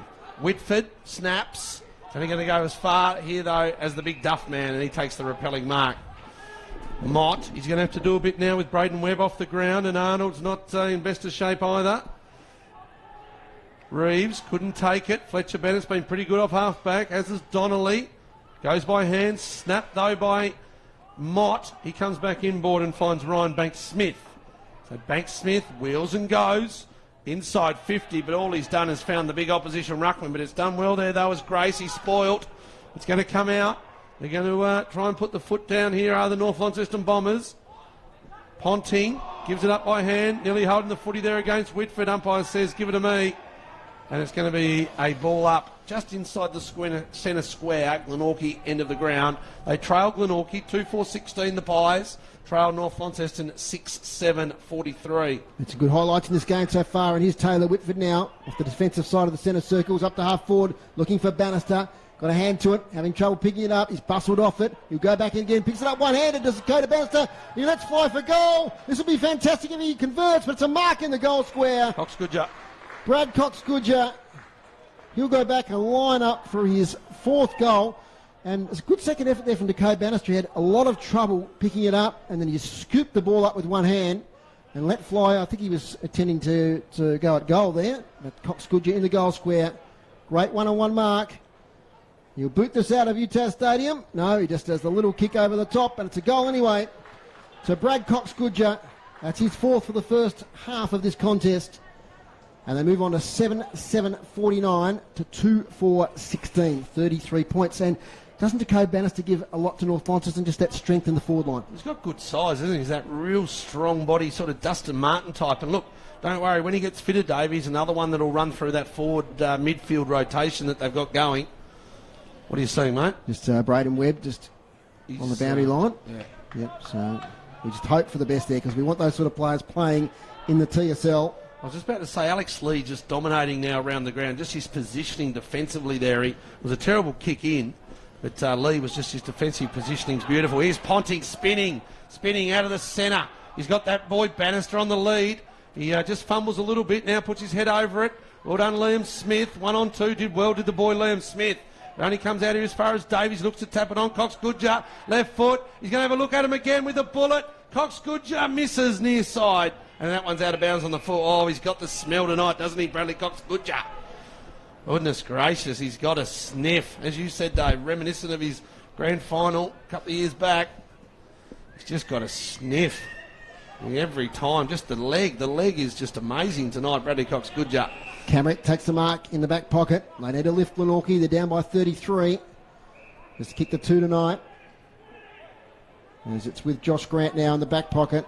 He goes long out here, but intercept mark by McCulloch. Little left foot kick's not great. Might find Curran. He spins out of a tackle. Back to Foon. He can't escape 3 Glenorchy players. Now, Dave, I know you're transitioning to a Tassie AFL team, but your Brisbane Lions, they're up by 2. Ooh, gee, it's still tight. against the Swans. Some AFL fantasy points. Josh Kennedy, 91. Daniel Rich, 77. That's pretty big. There's a little kick out of the contest now. Only as far here as Liam Davies has been impressive. His kick's wide, though, looking for Ponting in a contest there with Mott. Reece Mott does pretty well. Ponting's second effort. Close to the boundary line, Camrick. Back to Mott. Chain of handballs, ends up with Liam Smith, who kicks up the wing, looking for Reeves. Donnelly, beautiful tap to Cox-Goodger. Here they go, North Launceston through the centre now. Mark taken by Pitt, and he holds up play, gets on that left foot, kicks inside 50, but he only finds the defence there for Glenorchy, and that's Jay Bowden.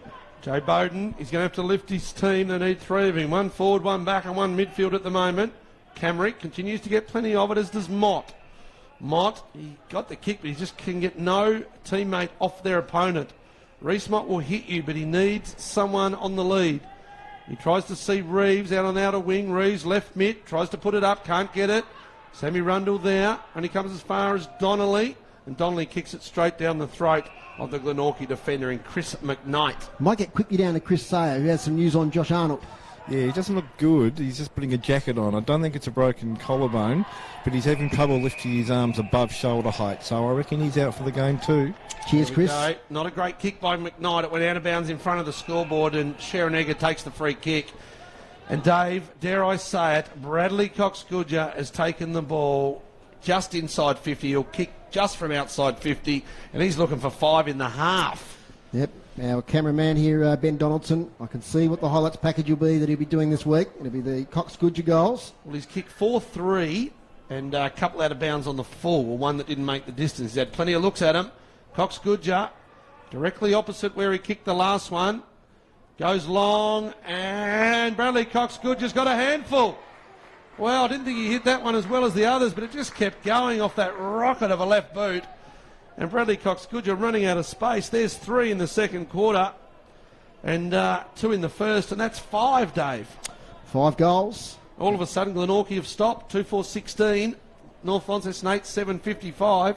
Inside 50s grooves. Oh, North have got themselves ahead there, 10-8. Yeah, they were all over them early, Glenorchy, weren't they? What was it, 7-5 or 6-0? Yeah. Clearances dominating also 9-6. And to make matters worse, they're 2 soldiers down at the Glenorchy Magpies. How big of influence is that in these days, Macca, in today's game? Big influence. You see it in the AFL, you know. A team loses 1 or 2, especially at this early in the game. They might hold them up for a while, but in the end, that running just comes into the game and they just can't make it up. Cox Goodger again. Macca doing the votes post-game. So Maxie Walker not here tonight. He's listening. Even Max couldn't get the 3 wrong tonight. Reese Mott, early days in the game, goes inside 50 looking for Reeves, who almost takes a mark. He's going back in again, Callan Daly. Little handball out here towards James Webb, does well. Cox Goodger, handball to Van Buren. Out to Simpson, under pressure, back to Foon, he looks for support. They're going backwards, this time to Fletcher Bennett. Nice handball, they've worked it out well here, Van Buren, relieving kick, and that's Carlton Wadley taking the mark. Gee, they worked that out well, North Launceston, through hands, and the finally the kick found Wadley. Over the back from the contest, spills out of bounds. Over there on the Eade wing. Boundary throw in, 32 minutes. That's where I sit on AFL days, Macca. The seats are just over there where that ball's about to be thrown in. It's been in the news the last couple of weeks, a big rocket, hasn't he? Best wishes to Will Minson, of course. As the boundary throw in's a bit shallow. Player tackled there, might have been McKnight. Kicked off the ground, out towards the boundary. Players a bit tired towards the end of this quarter. Here's Liam Smith. He just gets the kick away. Ed Macca there is taken by Tepper to Bannister. He can't shrug the tackle. Great tackle, Harrison Gunther. And tried to do a bit too much there, Dakota Bannister. An easy player to tackle. Well done, Gunther. He gets the kick away. And Reese Mott goes sideways. Oh, and the mark's dropped by Bank Smith. As the siren sounds, a little bit of afters there with Liam Davies, but that's half-time here at UTAS Stadium, and it's North Launceston, 8 goals, 7-55, and they're leading Glenorchy 2 goals, 4-16. So goal kickers Macca. So they kicked 6-1 that quarter, whereas in the first quarter they kicked 2-6. We mentioned that Glenorchy were still in the game, even in the first quarter they were still in the game. They kicked an early one in the second, and we thought they were back under a couple of goals, but since then it has been the Bradley Cox Goodger show. He kicked 3 in a row. He's kicked 2 in the first, 3 in the second for a handful 5 at half time. Taylor Whitford with a 1, Bart McCulloch 1, and Ben Elmer finally got his goal, kick off the ground in the goal square. He got his 1. Aidan Grace has got 1, and Sam Reeves has got 1 for Glenorchy. Naki, your thoughts on that second quarter? I mean, Glenorchy, up until probably Braden Webb's injury, I think you could almost call that as a turning point in the game. They were looking good. They had more inside 50s, and they were fighting back in the contest. But in the latter half of that quarter, Josh Arnold went down, Braden Webb off the ground, and North Launceston got control. Yeah, look, it surprised me that Glenorchy, they play KG5 pretty well, but that's a big ground as well, and they just can't look as though they get across the ground here. And look, they were structured up early in that second quarter. They looked to have listened to the spray from the coach at quarter time. Defensively, they were a lot better forward in terms of their tackling pressure, and through the midfield they were winning the clearances, as you said. But what was it, about the 5-minute mark of the second quarter, Braden Webb went down with a knee injury, and since then Bradley Cox Goodger, who really hadn't touched it in the first 15 minutes of the second quarter, he went 3 goals in a row, Bradley Cox Goodger, and all of a sudden it's a 6-goal lead to the Northern Bombers. their skill level looks higher tonight, doesn't it, North? Just the way they've moved the ball across half-back and transitioned from the back line to the forward line. Yeah, look, it is. And they're happy to go out wide. They're happy to use that railway wing. And take risks. We saw Tepper, didn't we, with that kick. Yep. It could have gone the other way, and, all of a sudden Glenorchy kick a goal and they're back to within 2 points. But it goes over the other side, and Foon takes that kick. So they're happy to go out there. They're obviously hitting up Cox Goodger, and Alex Lee is dominant in the ruck at the moment. A lot better around the ground that quarter for Alex Lee. Can you see a way back for the Pies? Oh, look, you'd like to see maybe try and just be defensive, a bit more defensive, just to stop the bleeding. But 6 goals down half-time. They're down two players in Webb and Arnold. So 2 on the bench. Yeah, look, North Launceston just too much depth at the moment. City Park Radio 103.7, 96.5. Thanks to our sponsors, Telstra Stores, Quadrant and Kings Meadows. Open Sundays 11 till 3. That's great for your sponsorship. And I hope you're enjoying our coverage here on the TSL live stream on Facebook and YouTube. Don't go away. In a few minutes, or just after this next break, we'll have Mitch Thorpe, the coach of Launceston.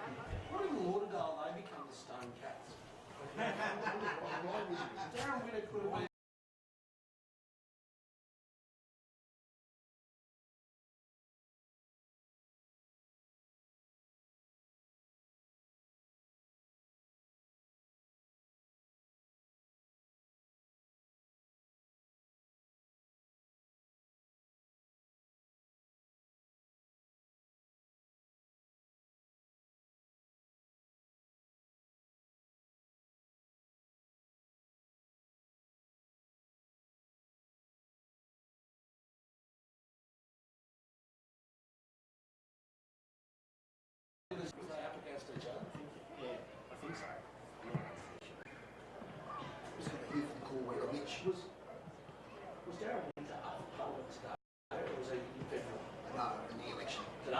In the election, no. Oh, no. Blair was up today.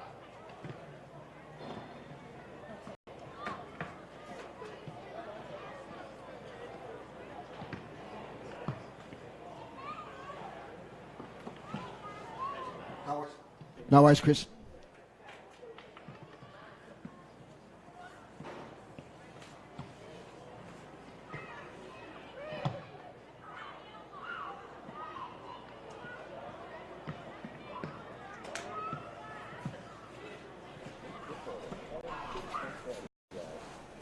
Welcome back to UTAS Stadium, and at half-time here it's North Launceston 8-7-55, Glenorchy 2-4-16.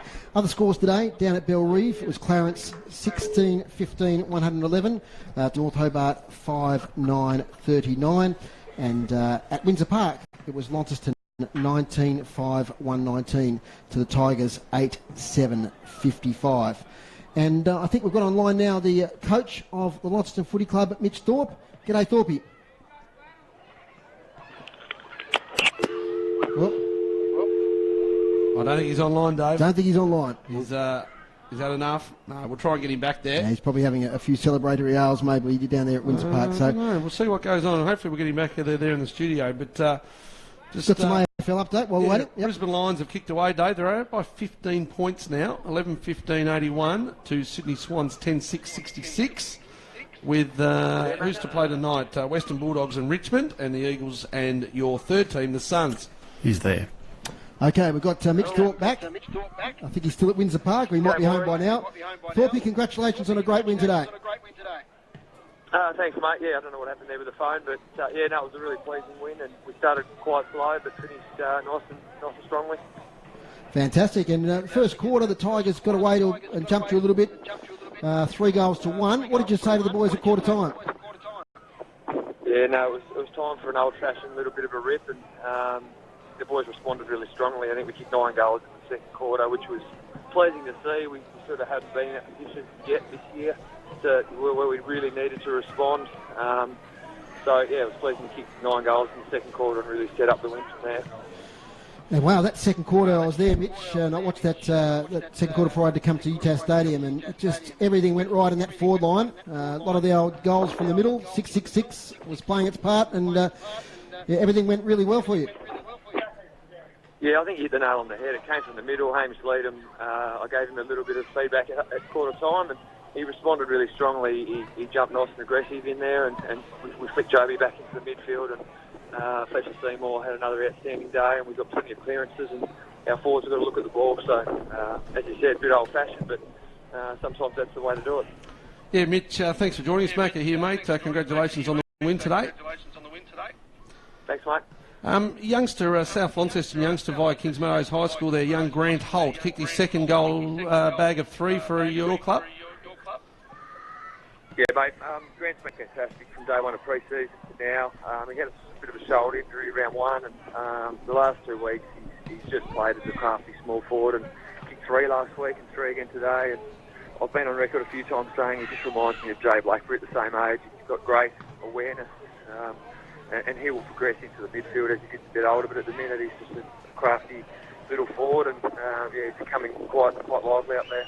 And look, tell us about the first 6 weeks. You've now levelled up the season at 3-3. I heard you in your press conference during the week, and you said it's more than just this year, how many wins and losses. It's about the future. Tell us about the last few weeks. You know, how you've blooded players, these youngsters like Tuttle and Boyd and players like that. We mentioned Holt. From your coaching point of view, that must be pleasing to keep seeing these players step up to TSL level. Yeah, absolutely. We spoke at length about the type of players that we wanted to get into our senior side, and you named a few just then. You know, Boyd has only played 1 senior game before this season. Tuthill hadn't played a game. Holt hadn't played a game. Ethan Conway played a handful. So we really just want to get these guys in. And we had a pretty tough start with obviously North Launceston, Glenorchy and Lauderdale away. And in all of those games we showed some glimpses. The last couple of weeks we've consolidated with some wins. So we'll take a bit of confidence out of the first round of games. We've got a bye next week, and then we have Lauderdale here. So you're right, we're sort of looking beyond just this season. Jay Blackley played Development League again today. He had 45 touches, so it was a pretty dominant display from Jay, and he's banged the door down now. It's time for him to get back into the senior side after the bye. Yeah, look, that was going to be my next question. Obviously, Jay Blackley, you have the bye, and you've answered my question. 45 touches today. From a knee point of view, from his injury, does he need more kilometres in the legs, or do you feel that he could play a role for you, even if it's just as a forward straight up? Yeah, to be honest, he was very, very close to playing today. But we erred on the side of caution, just out of respect for how highly we rate him, and we didn't think we needed to rush him back into the side. And we obviously got the win. The Development League got their first win today, and Jay was central to that. Get the bye. He's had an enormous amount of kilometres in the legs. But you're right, he certainly won't slot straight back into midfield. He'll play either on a wing or half forward. Pretty handy to have that type of player playing those sort of roles. And you mentioned the bye, and then the following week you play Lauderdale at Windsor Park. That's going to be a real test again for you guys. Yeah, absolutely, and now time for us to really look forward to those games. We certainly want to be in the contest come September, and to do that you need to beat sides at home, no matter how good they are. I think we showed some patches against North Launceston, but they were far too good in that second quarter, and we just couldn't score. So we need to play 4 quarters of our brand of footy, and that'll give us a chance. Thorpe today, of course, a lot in the press about Kieran Lovell. You asked at your media conference prior to the game how you're going to counter him. He had a big first quarter, but what were your plans today for Kieran? Yeah, we didn't want to tag. I'm not really a tagging type of coach. I think it's important to let your midfielders go to work, and you're right, he did get on top of us early. He had quite a few touches in that first quarter. Jackson Allen did a pretty good job after that. I wouldn't say as a tagger, but at stoppages in particular, made sure that he was accountable and had some contact. And yeah, he's a great player. He's going to play well each week. So we just made sure. I mean, Fletcher's team had 37 touches and 12 tackles again. So he was our best player. So just, you know, opposition teams are going to have very good players play, but we're just going to make sure our good players play well as well. Fantastic season from Fletcher so far. You must be happy with the growth that he's had this year as a player in the TSL. Yeah, we didn't help him early in the year. We sort of played him on the wing, and it's pretty evident over the last 2 weeks that he's clearly a midfielder, and the harder it is and the more numbers there are around the ball, the more he thrives. So in the last 2 weeks, he's had 70 touches and 25 tackles, so it's been a pretty big fortnight from him. Now, Thorpe, your own role, and correct me if I'm wrong here, but it seems this year you're playing more inside attacking 50 and not coming up the ground as much. Would I be right in saying that? Oh, yeah, I'm just old, Maury. I'm just getting old, mate. I'm hanging in there. To be honest, it's just about making a contest for me and trying to get the little blokes. Like Brendan Taylor had a fantastic today as a permanent small forward. He kicked 3. Grant Holt kicked 3.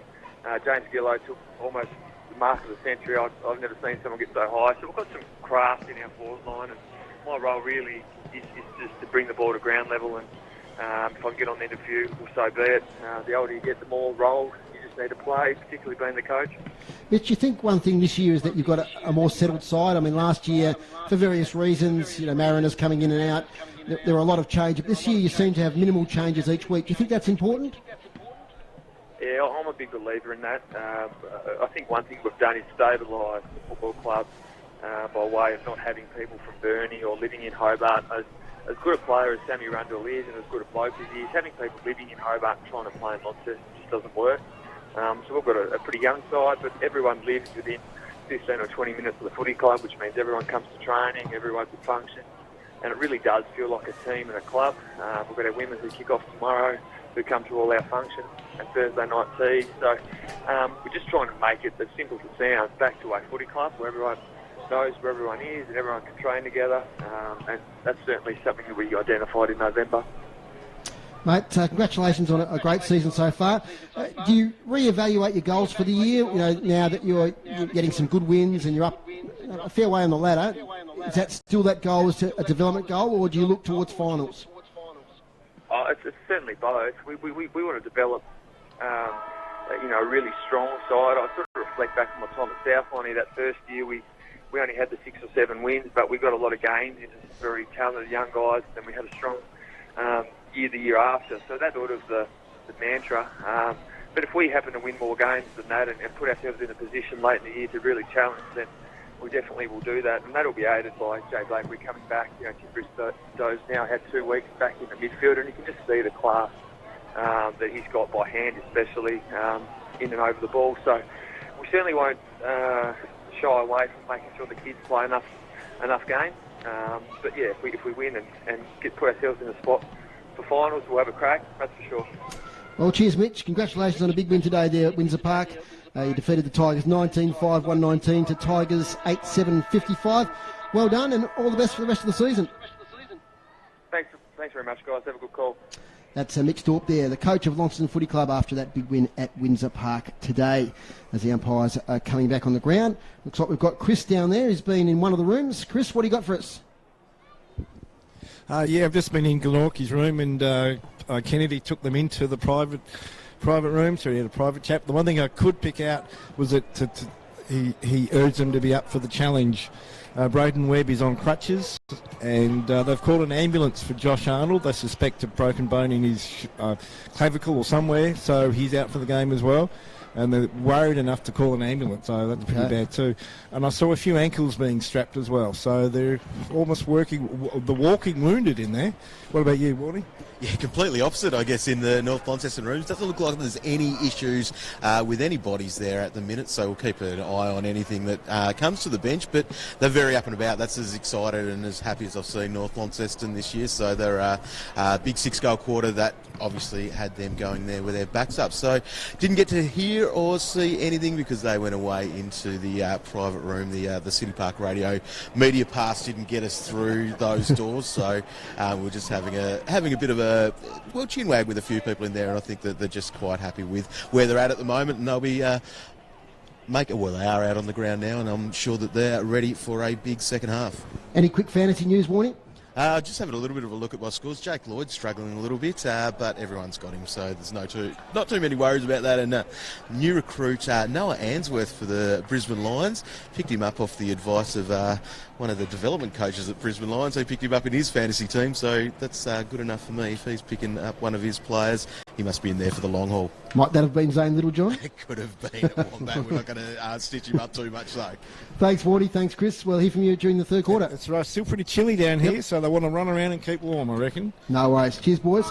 Back in, look at some NTFA scores there. Yeah, look, the really interesting one that sort of shot out at me was Bracknell, who've been struggling a bit this year. They actually defeated South Launceston today. 15-7-97, defeated the Bulldogs 11-11-77. Scottsdale had a really good win against Deloraine, 10-9-69. Scottsdale defeated Deloraine 17-52. And Longford had a pretty good season so far. They defeated Rochalee 12-8-80 to Rochalee 10-7-67. Don't have a final score, but I'm also hearing that Hillwood won today against Bridge North as well. What else do we need to know, Foz? Oatlands District Football Association, Mount Pleasant, 21-10-136, defeated Swansea 2-3-15. Tough year for the Swans down there at Swansea, and the Mounties are up and about. Got any Division 1 scores in the NTFA there? Division 1, yeah, I've got Old Launcestonians 21-14-140, defeated Uni Mowbray 3-6-24, and St Patrick's 19-7-121, defeated Bridport 12-12-84. In the NWFL, it was East Devonport 12-8-80, went down to Wynyard 17-14-116. Devonport 14-8-92, defeated Ulverston 10-8-68, bit of a surprise perhaps. And Burnie 20-15-135, defeated Penguin at the Twin Ovals there at the Dial Centre 7-13-55. Good to see Devonport having a good season. Of course, they dropped back last year and struggled, didn't they, just to get a competitive list. But, they're going much better this year. Devonport, Lilydale 21-18-144, defeated Perth 4-9-33. Okay, so lots of scores around the place. In TSL, remember Clarence 16-15-111, defeated North Hobart 5-9-39. See if I can find some SFL here. We've got final scores. New Norfolk 18-6-114, defeated Huonville 9-9-63. So a big win there. And Claremont 15-12-102, might be their first win for the season. They defeated Hobart 9-4-58. There we go. All around the state. What's going to happen here, Dave Moore? Well, as you said, Glenorchy, and as the boys said, down on numbers, down on troops, so it's a lot of pride involved in this second half, and they are a proud club, so I expect them to give a bit of a shout in this second half. So we're going to get underway here in the second half at UTAS Stadium. North Launceston 8, 7:55. They're over the top of Glenorchy at the moment, 2-4-16. Round 6 action, Glenorchy, they came in 4-0. They might head back down the highway today, 4-1. After a Bradley Cox-Goodyear masterclass in the first half, he kicked 5 and he lays the first tackle of this second half here at UTAS Stadium. Ponting by hand, she said good by hand. Van Buren, one of the recruits, finds the other Northwest Coaster in Davies, who overshot the footy. Liam Davies, no, hasn't been the worst. Goes over the top to Banks Smith. Banks Smith, back to Smith. An ugly looking kick, but it might work out for Bowden. But he's set upon by Simpson by hand. Here it goes now, Ponting across half back. Well done, finds Fletcher Bennett. Plays his role, does his job every week, does Fletcher Bennett. Here's Richter Salter, left foot, piercing kick over the top of Gunther, out of bounds in front of him and Elmer. So it was Glenorchy got back to within 8 points in that second quarter, and then Braden Webb went down with a nasty knee injury, and since then it was all North Launceston, in particular Bradley Cox-Goodyear. It was Whitford who put a highlights reel together with his left foot snap from the pocket, which set them going. Here's Cox-Goodyear. He spins. He comes left. He comes right. Palms it out. Could have been thrown the footy. Umpire says play on. Mott over the top to Webb. Webb barges through. Goes to Duffy. Back to Webb. Left foot. Here they go. Aiden Grace. Nice kick. They're moving quickly. Banks Smith overshot the footy. He's back onto it now, the former Mariner. Goes by hand. Far side, here's Camerick. Breaks the 50. Camerick, it'll be a good goal if he can, but he finds Daly. Callan Daly, forward pocket. That's great movement, Glenorchy. Yep. And this is the sort of thing, Dave, that can galvanise them. They're down 2 troops. If they can show a bit of fight in this second half, it'll give something for Paul Kennedy to take away. excellent ball movement, and they took the game on. Daly, 20 metres out, kicks the first goal of the second half. So Callan Daly kicks his first of the night, and the first for Glenorchy of the second half. And it was good ball movement, wasn't it, Dave? They took it on down here, in particular Webb. I thought he was caught a couple of times, but he moved through the traffic, and then he found Camrick on the outside. Camrick's got speed, and he lowered the eyes and found Daly at the top of the goal square. 8-7-55 North Launceston. Glenorchy 3-4-22. Umpire just drawing the ball off. It's a bit of dew descends here at UTAS Stadium. But great conditions for this time of year. Certainly no rain and very still. Nice bounce down by the umpire, is it? Nope. It's gone outside the larger of the centre circles. So rinse and repeat now with the throw up. So margin back to 33 points. They could just rain into 3 or 4 goals at three-quarter time. You never know. Handball comes out now and picked up by Camrick, who's lifted. Little kick sideways to no one in particular. Great collect there from Whitford. Does the don't argue. Then on the left foot, kicks up to half forward. Oh, one-handed mark, Bannister. He was off. Yes, he was. Now he's in a bit of trouble. He's corralled there. Well done, Aaron Brennan. Bannister's handball's not great. Oh, clean bowls Liam Smith. Still a chance for North Launceston. Back to Egger. Releases. Bannister. Snap on goal near side. Is it through? It's just snuck in for a behind. 8-56, 3-4-22. Glenorchy just below their knees. 3 times that passage of play. They just didn't bend over and pick the footy up. And that nearly cost them. Reece Mott runs out of the square. Kicks the far side, railway wing. Flying there was Daly, couldn't take it. Comes down the front, North Launceston again. Through Ponting. Up and at him to Bennett. He goes left, he goes right, he goes left again. He's losing ground. Nearly slips. The umpire said you've actually run too far. Not often you see someone run too far backwards, Dave Gruber. There's one for the highlights reel. He's actually ran too far and has not gone forwards. So went left and right. It was a bit of a left and right. It was a zigzag pattern, wasn't it? The umpire's done well to work out how far it actually ran. Bit of a two-step. Camrick, third position this quarter. Up to half forward. Duffy back position. Cox-Goodger at the fall.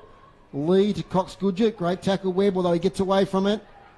Deep in defence. Bennett back to Lee. Kick smothered. Ricochet. Bowden tries to flip it over. North defence here through Simpson to Van Buren. Switch, a little bit dangerous, but beautifully executed by Braden Van Buren. Finds the evergreen Jay Foon. He's in a bit of trouble now. He has to get round his opponent.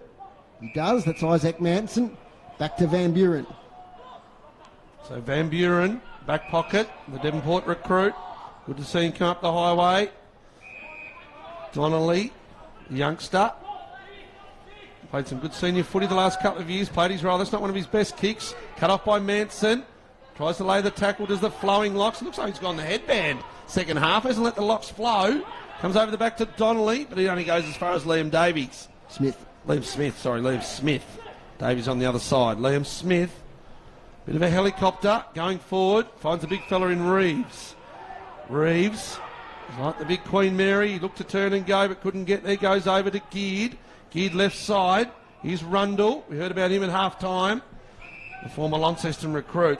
And he finds his teammate in short there for Glenorchy, and that's Connor Salter. They move to attack. Connor Salter, usually down back. So he's taken the mark about 5 metres in from the boundary line. The umpire puts him on a bit of an angle. He's going to cut the 50-metre arc. He's going to have a look for goal. Positive sign so far, Glenorchy, Dave Gruber, inside 50s. Yeah, inside 50, just one apiece. One apiece. Well, this has got to be the second one. Salter, oh dear. Like a Dave Moore drive at Scottsdale in the holidays with the driver. He hits it out of bounds, left side of the fairway. And it goes out of bounds, and it's going to be a free kick, North Launceston defensive back pocket. Fletcher Bennett, who's settling well into this defence now. Son of Richard, is probably here tonight or listening. Oh, that's not a great kick, though. He's kicked it out of bounds on the full. Free kick far side. So playing the sleeves out. I think it may be Adam Roberts.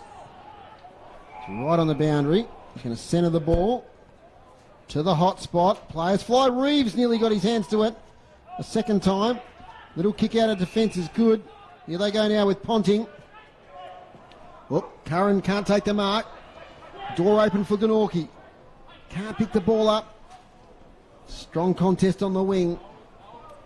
The ball might be just getting a bit dewy, Macca. A bit harder to hold now. Yep. Well, it's ticked over 7 o'clock, so the Jew's definitely going to set in. North Launceston with a handy lead, 5 goals, 5.5 goals up.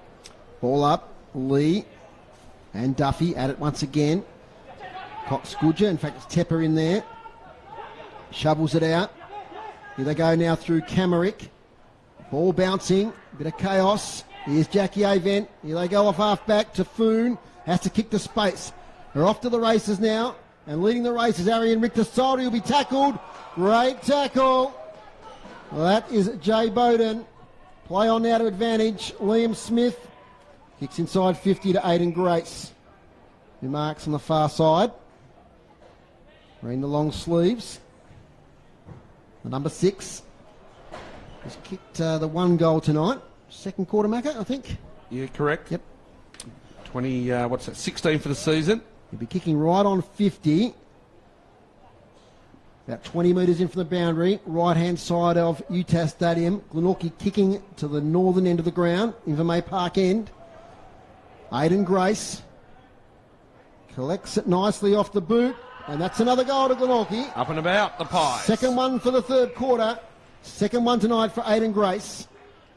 And they go now to 4-4-28. Exactly half the score of North Launceston, who are 8-8-56.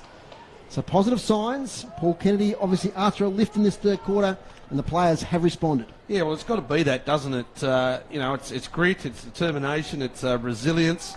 With 2 players out injured and out for the game, and a little bit small on that midfield sort of senior rotations. Glenorchy have just got to show something in this second half, and so far they've kicked 2 goals to North Launceston, 1 behind. So all honours at the moment to the Pies in the third quarter. Just a quick update in the AFL. Brisbane Lions have kicked away, Foz, so you'll be happy with that, by 21 points. Inside 50 North Launceston, and looks like we've got a free kick. It's going to go to Glenorchy. Yeah. I think he didn't quite know there. Even the Glenorchy player in Jack Stevenson. Jack Stevenson turns the footy over. Here's Rushton. Minimal touches tonight. Cox Goodger. He's beset upon again. Cox Goodger, no space. Comes out though to Bannister. Comes over the top to Whitford, and he finds Egger with a nice little chip kick over the top. Does Whitford. And he finds Egger, former Deloraine and Devonport recruit as well. He goes back to Whitford.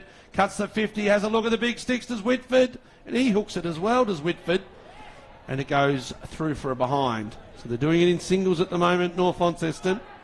Bart McCulloch's been quiet apart from that 1 mark and goal. First game back in the TSL season, in the seniors that is. Richter Solder, good punch over the top, looks for Tepper, Gunther. Nice kick on the 45, that's what they've got to do, the Pies. Glenorchy. Through Brennan, haven't heard his name much tonight. Duffy tries to put the hand up, couldn't see it. Alex Lee, he smothers, but it only goes as far as Jack Stevenson again. So Stevenson just gets the handball, the umpire circle looking to give a free kick, and it's going to be a ball up. The umpire circles, and it's going to be a ball up. So North Launceston 8-9-57, Glenorchy 4-4-28. Thank you for listening to us here at City Park Radio, 103.7, 96.5, or via the live online stream. The next voice you're going to hear is of the 206 game, St Patrick's Old Boys superstar Dave Moore. Oh, you're too kind. As it's on the back flank now for Glenorchy. Here they go with Sam Rundle. Short up the wing to Connor Salter. Spills away from the contest out of bounds. Don't forget that next week we're here once again, 5-2, North Hobart come to UTAS Stadium to take on North Launceston. Glenorchy 5-1 up in the clearances groups. Yep. Yeah, they've done that a bit at the start of every quarter, haven't they? They've been in front. They were even at the half, but they've pulled ahead again now. Yeah. At the start of each quarter. Ponting to Simpson by foot. Chips him to the ground. Looking there for Van Buren, who can't take the mark. Roberts. Mott inside 50. Clears Callan Daly. Macca groans there because it was on for a shot for goal. Yeah. Cleared away by Richter Solder. He's nice only little chip kick to Foon. He's only a wee man, Daly. He just couldn't get the hands up with the height. But it was there to be taken because he had his opponent on a string. Gunther looks to cut it off, and it goes out of bounds in front of him, and it's out of bounds on the full. So Gunther's going to take the kick. Gunther, nice kick. Bowden, being quiet-ish for a Jay Bowden type game. He's lifted this quarter, Macca, along Man with a on the few mark others. can't stand in front, but he umpire allows him. Up and under kick. Goes to centre half forward. Duffy and Lee do battle. Down the front, Ponting. Been good again tonight. Down the line. Over the top, Tepper. Bowden gets one in the back. Gunther gives it across here to a Bank Smith. Up and over the top, flying. Could have been Bennett. It's going to come out in the front. Glenorchy going to mop up through Geared. He's taken in a tackle. Is it Salter, in fact? Salter's laying on. It's got to be out of bounds. Or it's going to be a ball up. It was Connor Salter who has moved forward in this second half. Vice-like tackle there from Cox Goodyer. Yeah. Jeez, he's got good speed from a contest as Ponting. He just flies out of contest and no one touches him. Avent started the game well, been quiet since then. Young, Connor, over the top to Davies, left shoe. Goes out wide and finds Foon. Foon, this is what they do. They ring the ball around. It goes way over the other side to Connor Pearton. Another left footer. Connor Pearton, he'll come back inboard and he'll find Van Buren. Van Buren going backwards again, nearly back to defensive goal square, and it comes back out the other side where it all begun to Donnelly. So Donnelly tries to chisel. Here's the turnover, but it's going to come off. It goes to Wadley. He's beset upon in the tackle. Gets the hands. Jackie Avent definitely getting slippery. He's Ponting the Rolls Royce out over the top to the coach in Whitford. Whitford goes down the line. Elmer looks up, finds Bannister who flies the big unit. Here's Bart McCulloch. He's got players on if he gets the eyes up. He's got Rushton. And he raffles it. He could have given it to Egger, but he decides to kick it himself, Jackie Rushton. Yeah, that umbrella kick, they call it, Dave. The up and around, back and forward. Glenorchy were just chasing backside, and they could have turned it over a couple of times, but it still come off. And in the end, it was Bart McCulloch. He got it over the top to Rush. I didn't think he was going to get his eyes up, the big Bartholomew, but he finally did, and he had Rushton and Egger in the square, and Rushton gets the kick. I think Connor Pearton had it on the other half-back flank and just a chain of position. A couple of dodgy possessions, but they managed to get out of trouble each time. They did so. They did. So there's a settling goal. It's back out to, is that 34 points, Dave? 35 points. Yep. 35 points the lead. North Launceston 9-9-63. Glenorchy 4-4-28. You're going to listen to Dave Moore, the 1996 Premiership player, St Patrick's old boys. Oh, gee. Getting a lot of mentions tonight as it's back in the middle. Chance for Glenorchy. They can take it, although North Launceston get there first. So TSL footy, as I said, next week we're here for North Launceston and North Hobart. Then the week after we'll be at Windsor Park. A big clash as it looks now, Macca, between Launceston and Lauderdale. It'll be very exciting clash, that one. Yeah, Mitch Thorpe was good at half-time. Gave us a good insight to his thinking and his clubs going forwards. Ponting to Rushton to Whitford. All by hand now to Pearton. Leans back on a left foot kick. Finds Liam Davies. They've just turned up the volume a bit now, North Launceston. Into the pocket to Cox Goodyer. Hands to it. Still in play. Connor Salter there. The ball is seen out of bounds eventually, I think. Well, it's still in play. Tell you what, Harrison Gunther held that a long time, but umpire's going to ball it up. About 25 metres around from the North Launceston goal, right near the boundary line, left side. We'll get an AFL update in a second, Macca, but it's a chance now for North Launceston. Snap on goal. That is James Curran, and that's another one for North Launceston. And had a bit of space there, about 20 metres out. Kicked it round the corner. And James Curran, new recruit to North Launceston this year in the senior team, has kicked his first goal for the afternoon. Yeah, well done, James Curran, just in the right spot at the right time. And they, as you said, they've turned up the volume. Have North Launceston, Glenorchy come out, kick the first two. But since then, it's been all North Launceston with the inside 50s, two groups. Yeah. Caught up. Yeah, caught up and moved out. Last five. 10-9-69 North Launceston, Glenorchy 4-4-28. Brisbane Lions by 22 up at the Gabba Day for AFL fantasy listeners. Steph Martin 116, Josh Kennedy 111, Zane Zorka 105, Mitch Robbs 102, and Tom Papley, the other one to crack the ton on 100. Kick 4 goals, Tom Papley. Bounce in the middle's not a good one. Bart McCulloch in the ruck at the moment. Geared, leans back on a left-footed kick. Inside attacking 50. Chance there for James Webb. Comes out now to Roberts. Little kick, and it's a mark to Bowden. Jay Bowden. 30 metres out directly in front. And he's had limited opportunities inside 50 tonight. Hasn't kicked a goal as yet. But this is one just to get them back a little bit further. Whether the game's still in reach is probably doubtful. But they have had a better quarter. This will be their third goal.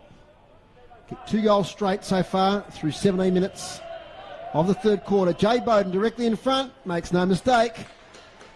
And the Prince kicks his first for tonight. 5-4-34 Glenorchy, North Launceston 10-9-69.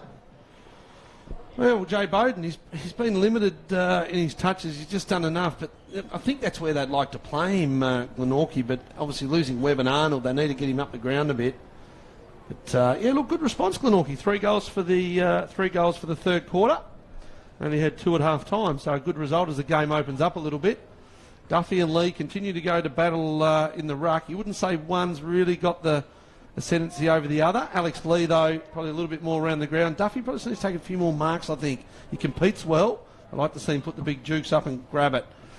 Ball goes out of the circle. Umpire says play on. Glenorchy supporters bemoan it. It did go out of the circle. The umpire said it was close enough.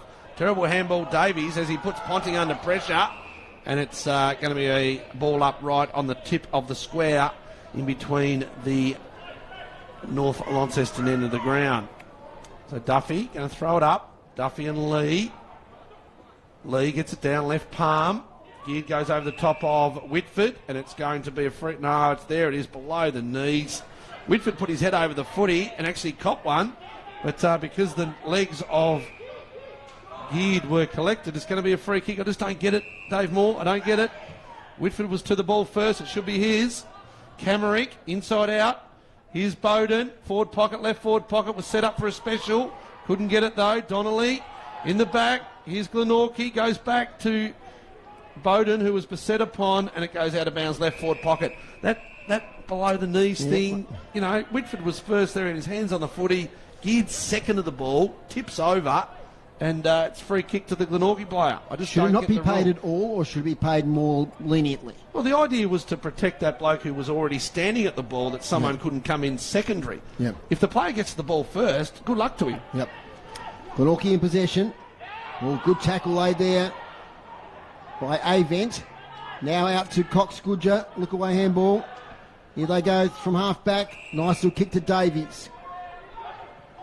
Kick there was from Whitford. Davies coughs it up. Straight to Duffy. Little kick to Geared. Not the regulation. Has to play on. On the boundary line here. Here's Camerick. He's been one of the best. Ben Camerick. 50. That's 50 against the player on the mark there, Ben Simpson. So he'll well be within scoring range here, Ben Camerick. So you're not allowed to be anywhere near the player unless you're following someone. There wasn't another Glenorchy player there. So free kick to Glenorchy, 50 metres. Hawthorn got a couple of those today, groups. We did, yeah. Yeah. Not enough. Ben Camerick. Not enough for the Hawks. Saw him kick a bag of goals at Windsor Park. It might have been last season. 5? Yep. Yeah. Very impressive. Kicked a couple of lovely goals from the boundary line. Here he is, a bit easier shot. 45-degree angle. About 35-40 out. He skips in, moves to the right. Ben Camerick gets the goal for Glenorchy. And they're having a much better quarter here at UTAS Stadium. That's their 6th goal, 6-4-40. And the margin just comes within that 5-goal range. They trail now 10-9-69. 29 points the margin, Macca. Yeah, 20 minutes. Is there a heartbeat here? Well, there's a heartbeat in terms of effort. There is no doubt about that, because it would have been easy just to roll over and go back into your shell in that second half with the injuries that they've had. But, you know, they're still behind. Like, don't get us wrong, they're 29 points behind. But they've actually managed to kick 4 goals for the quarter to 2. So that's a win to Glenorchy. Aidan Grace has kicked the 2 goals for Glenorchy, the multiple goal kicker. No worries. Brad Cox Goodger, 5 for North Launceston. Struggling to bounce the ball at the moment, umpires. It's a little bit slippery, Dave. What do you want to tell us? No, that's all. I'll just... Throw it up. Throw it up. Wet, slippery night. Yeah. Even the AFL umpires struggle to bounce it here at UTAS. They always say it's the hardest surface to bounce it on because it's just got that swampy feel about it, dare I say it. This one's been thrown up. It goes to Camerick. Down the front, Rundle. Probably been a little bit quiet tonight, Sammy Rundle. Camerick again to Webb. Left foot. Inside 50, Van Buren. Tries to tap it on. Can't do so. Goes over the back. Here's Gracie. Spins. Oh, what quick hands. Daly wasn't quite ready. He spins. 20 metres out for Glenorchy goal. There is a pulse, Dave Moore. Good tackle again, Glenorchy. Let's see what they can do. Let's see if they can hold it in the pies. They've done so. The forward line pressure's good. Camerick looks and says, give us a free kick, umpire. Give us something. John Geard says the same thing, as does the big Reeves. But the umpire says, I'm going to ball it up. And it's 15 metres out for Glenorchy goal. There are a few goals behind, 4.5 in fact. Here's a left foot snap, Reese Mott from the near pocket, but it goes through for a behind on the near side. 6-5-41 Glenorchy, North Launceston 10-9-69, 22 minutes gone, third quarter. Little chip kick out of defence. Marked there by Van Buren. I tell you what, he's had some possessions tonight. We haven't got the individual stats, but he's racking up a fair few. Great acquisition of that North Launceston back 6. As the mark's taken by Connie Young. Strong mark, left half back. Takes his time. Now goes long down the line. And might have been pushed under it there was Gunther, but Elmer gets away with it. Handball's away to Davies. Davies inside 50, spots up Egger. Can't take it. It's a push in the back from Christopher McKnight. So Sharon Egger, tough shot on the left-hand side of UTAS Stadium. It's about 10 metres in from the boundary. The Bombers kicking to the town end. So Sharon Egger. This will just be a steadier for North Launceston. Deliberate approach. Continues to walk and now gets into his run-up. Gets elevation on it, not going to make the distance, across the face.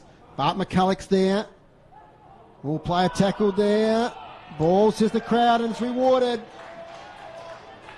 And I think the tackler may well have been Jordan Tepper. He plays on, he snaps, and he goals. The umpire's having none of it. Might have been Liam Smith there who got tackled with the ball. A tough tackle there from Jordan Tepper. And he's only, for our radio listeners, only about 8 metres out. Slight angle, left footer. Jordan Tepper kicks the goal for North Launceston. Takes the margin outside 5 goals once again. 11-9-75, Glenorchy 6-5-41. They just keep responding, don't they? Glenorchy just try and, chip away at it, and then North Launceston just do enough to keep that, 6 goal margin, don't they? How do you think young Tepper's made that jump up to TSL from NTFA? Oh, look, there's, no doubt about it. He's got the speed and he's got the skill, and that helps, because you got that you're 3/4 of the way there. It's just that fitness, that running, endurance, that aerobic fitness and endurance. That's the other thing. Playing on bigger grounds, faster tracks. But no, look, he's a good young player, Jordan Tepper. Back in the middle. Okay, a few goals this quarter. Yes, 4 goals to 3 in 25 minutes. Up to half forward now. Callan Daly meets the ball with purpose. Can't quite take it. Ponting in the follow-up. Here they go through Jack Avent. Gets a kick and delivers it beautifully to Davies. Davies kicks further afield now towards James Curran, who takes the mark. Twirls the ball in his hands. The thump of the ball in the boot there now affects Mike up towards the attacking 50. At the full is Egger, back to Rushton, gets a high tackle. Might be play on with it, no advantage. So we'll come back to Jack Rushton. Cuppa kicks out from goal. Kicked a goal earlier this quarter. 4 clubs in 4 years for Jack Rushton. East Coast Swans, Rocherley and Launceston. As he gets it now to Curran, who plays on immediately. Up towards Bannister, who's got the back position, didn't fly. James Webb takes it, caught with the ball. Umpire hovers, no prior. It's North Launceston 75, Glenorchy 41. Here's Macca McGee. 26 minutes gone, third quarter, round 6, TSL action. Listening to City Park Radio, 103.7, 96.5, or via the online stream. Thanks for joining us on this Saturday evening. Bringing you all the scores from right around the state. Jackie Avent. Started like a house on fire, Jackie Avent, and then he's just gone and done his job as he does each week. Avent kicks it long and deep. Glenorchy fly. And over the top with the punch was Jack Stevenson, Glenorchy. Yes, Dave Moore? According to Adam Child, Jake Lloyd got 19 points in 5 minutes. Is that good? Oh, that's good. Yep. Okay. Yeah, lots of those little chips around the back. Had to please Warney, but as he said, everyone in Australia's got Jake Lloyd. Over the top. Boundary throw in. Bannister. He's got a little bit of room. He snaps it over the left. It starts to come back to the top of the square. Carlton Wadley flies. Thought that was going through. Elmer off the ground, and it hits the behind post. It's going to be out of bounds, right forward pocket. Yes, of course, the Trader Boys use the City Park studios, don't they, Dave, for their podcasts? They do. And they've been great there, the boys. Warney down on the boundary for us this evening. Plenty on before when Glenorchy had all the injuries. Ponting's there, North Launceston, Avent missed him with the handball. Starting to get slippery, get the long stops out, lads. If you can still buy them, it's really hard to get long stops now, Dave, I tell you. Is it? I wouldn't know. It's been a few years since I've had to make such a purchase. Did you did you go? You wouldn't have had mouldeds back in those days much, would you? Yeah, I did play in the era of moulded soles, Mac. Did you? Moulded soles? Yes. I know. Did they check your stops for those metal ones, those sharp ones? Yep, I am that old. You are that old? Whitford, handball. Ball's down here in front of us, you might hear it. Glenorchy trying to press. They were a little bit unlucky early. They just got blown out of the water, and then they were starting to make a comeback, and injuries to Webb and Arnold in that second quarter. They're a goal short, Macca. I think if they can get within 5 goals. Yeah, it's a pretty good effort. Yes, three-quarter time siren. Three-quarter time, North Launceston, 11-9-75. They lead Glenorchy 6-5-41. But the pleasing thing for Glenorchy that quarter, it was 4 goals to them, and it was North Launceston 3 goals. So the Glenorchy, they're a couple of soldiers down, but they managed to kick more goals than North Launceston. We're going to go through the goal kickers. Cox Goodyer got 5 all in the first half, a bit quieter that quarter. So he got 5, and singles to Whitford, Tepper, McCulloch, Rushton, Elmer and Curran. And for Glenorchy, it is 2 to Aidan Grace, 1 to Daly, 1 to Reeves, 1 to Camerick, and Jay Bowden has 1. Well, Macca, before we go back for a few messages, your thoughts? Glenorchy made a game of it that quarter, but probably aren't in touch enough to make a change in that last quarter. Look, I like that they took the game on. You know, they could have come out and been defensive and tried to keep the margin of what it was, but they actually took the game on, especially off half back. They started to do those 45-degree kicks back into the centre square, and they got a little bit of a run on. You know, they could have hit Daly up there a minute ago. He would have been 30 out directly in front to kick a goal. North Launceston, though, they continue to respond, don't they? And, you know, you talk about people like James Curran, Jack Rushton, new to the club, Tepper. You know, they're all new to the club this year, and they all kick goals. And I like Braden Van Buren. I think he's been fantastic back there tonight. He's really added something. He's like a reasonably experienced player. Yeah, definitely. Yeah. And then NWFL and TSL with Devonport. But, yeah, good size. He can play a number of roles. We have seen him go forward as well. 11-9-75, North Launceston 6-5-41. We'll come back in a minute and check the stats and hear from the boys on the boundary. Back in a moment on City Park Radio and the TSL live stream.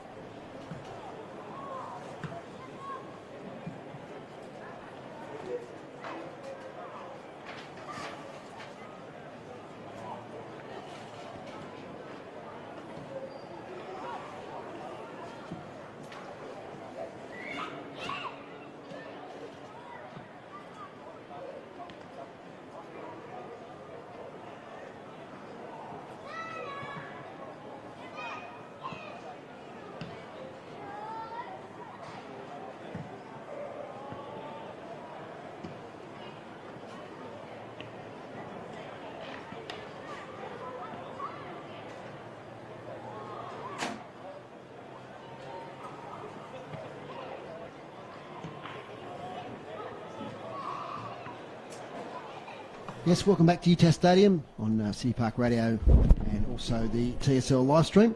Greaves, you got some stats there for us? Yeah, just some stats at three-quarter time. That quarter, the hit-outs were a lot more even. It was 9 apiece, in fact. So Glenorchy did a little bit better in that regard this quarter, but for the up to three-quarter time, it's 37 to North Launceston, 21 to Glenorchy. Clearances, Glenorchy's way, up to three-quarter time, 27 to 24, and they won that quarter 11 to 8. Inside 50s, 8 apiece in the third quarter, but North Launceston ahead by 10 in that stat, 36-26 over the game. Marks inside 50, 10 to three-quarter time for North Launceston, 9 to Glenorchy, and free kicks to three-quarter time, 12 to North Launceston and 16 to Glenorchy. Thanks there, Groobs. And interesting one with that. There's been a really great battle in the ruck, Macca, between the two. Who do you think's come out on top? Right, look, I just think Lee's done a little bit more around the ground. As I mentioned, that quarter's defensive positioning has been good. Duffy tries to push forward, but he just gets there, but he can't take the marks. You know, he wants to push forward, you've got to take the marks. But look, he battles manfully every week. There's no doubt about that. And Alex Lee, you know, he's a dominant ruckman of the competition, as is Duffy. And it's been a good contest. Just a bit old school, Macca, and back in my day, you came straight in the huddle straight away and you stayed there. Talk to us about getting into your different groups.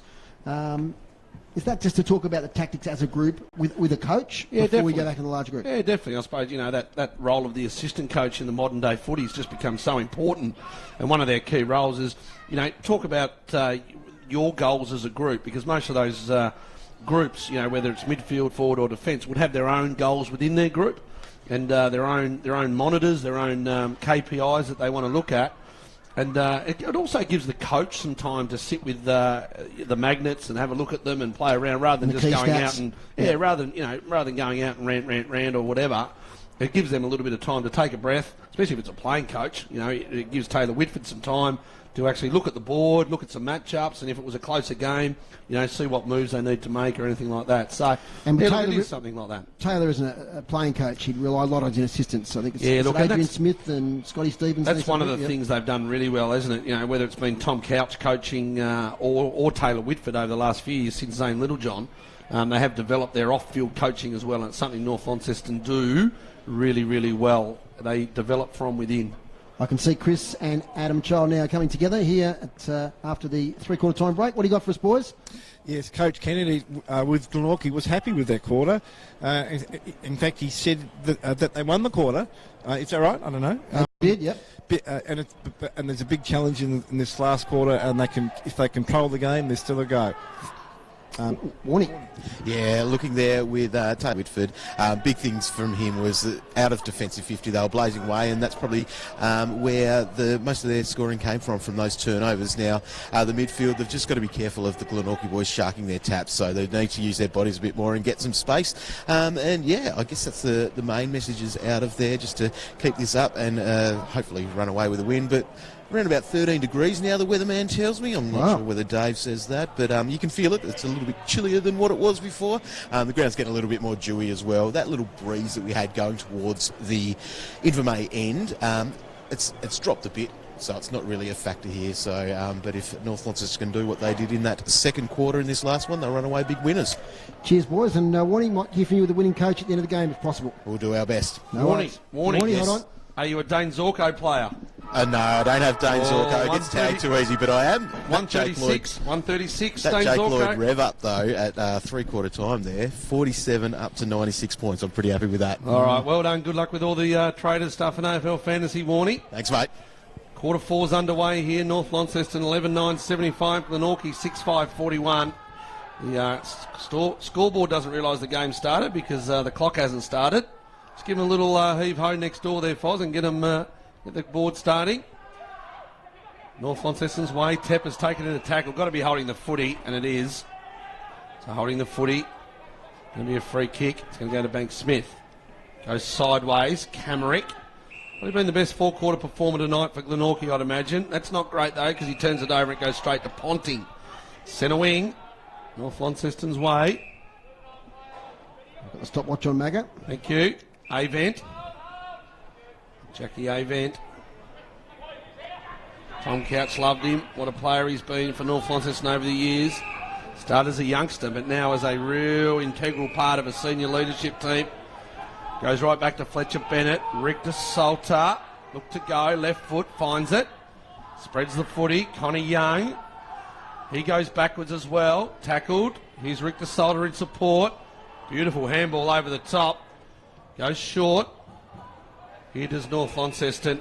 And they hit up at centre wing. Dave, help me out. Jay Foon. There he is. Jay Foon playing up the ground. Jay Foon, of course, his great mate Lockhart played well for the Demons today. Did Jay Lockhart? It was always Lockhart and Foon, wasn't it? Yep. The two back pockets. And whoever forget Jay Lockhart's mark just down here in front of us. Classic. It was in a final, I think, one of the early finals. Yeah, definitely. Boundary throw in front of the scoreboard. Comes down short. Probably slippery on the hands for the umpire, and Bradley Cox-Good just beset upon.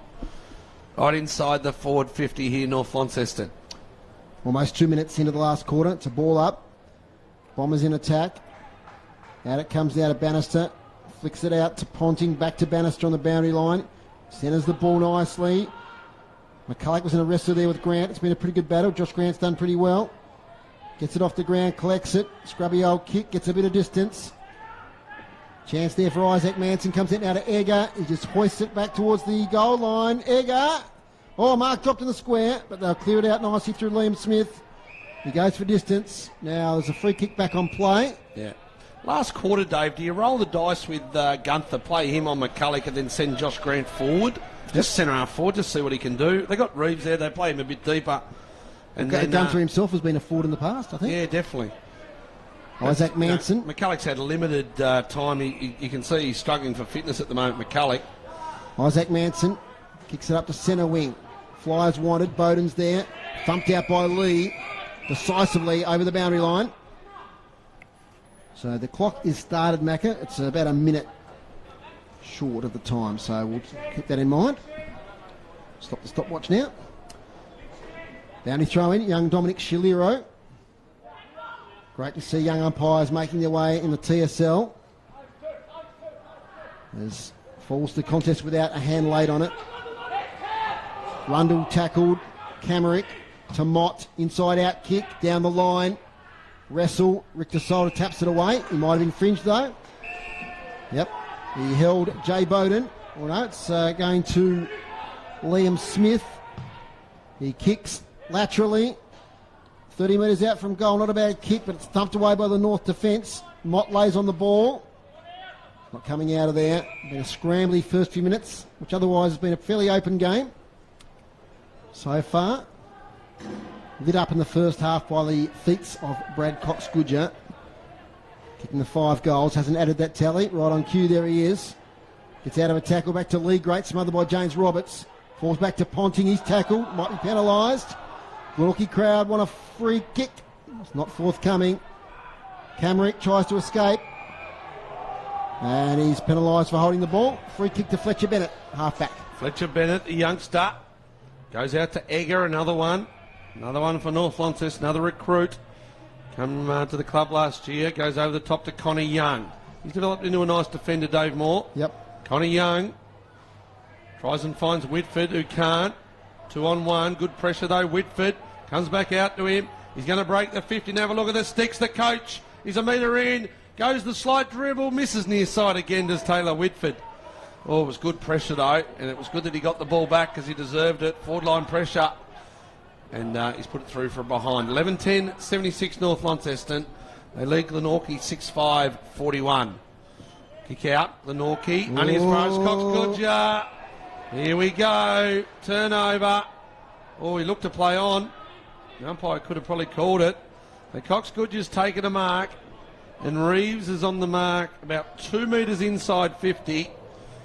Cox-Goodger is kicked 5, of which 2 of them have already been long bombs from outside 50. Set shots. Deliberate approach. He loads up the cannon. Does Cox-Goodger. Oh, he's brilliant.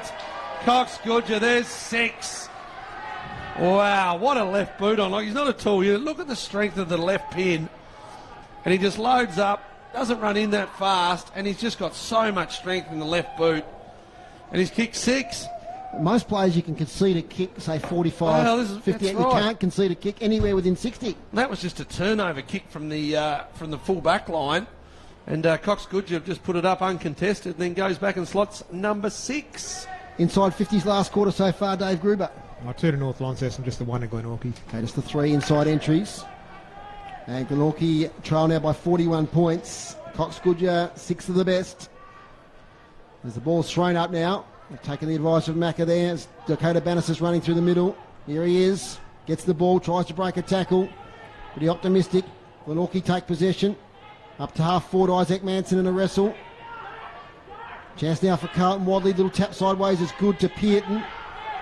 Back to Davies. Davies kicks to the wing here, looking for Tepper. Up against Stevenson, out of bounds. 12-10-82, 6-5-41. Thanks to the sponsors of our broadcast, Telstra Stores, Quadrant and Kings Meadows. Open Sundays 11 till 3. Thanks to the boys at the TSL for allowing us to simulcast this tonight on City Park Radio and the TSL live stream. As it's now with Bannister, who's coming into the game. Rushton meets an opponent. Geared underneath, can't release. Player escaping there with the ball was Rundle. Up here towards Liam Smith. Strong contest there with Davies. It's got to be front on contact, doesn't it? Would have thought so. Umpire's not agreeing. Unlucky there, Liam Smith. So ball up. Lee beautifully down to Ponting to Bannister. Great tackle, Rundle. And he's penalised. He's trying to break a few too many tackles at the moment, Dakota Bannister. Mott up towards half forward. Reeves is there. Good work across the front there by Bennett. He takes the ball, tackled by Roberts.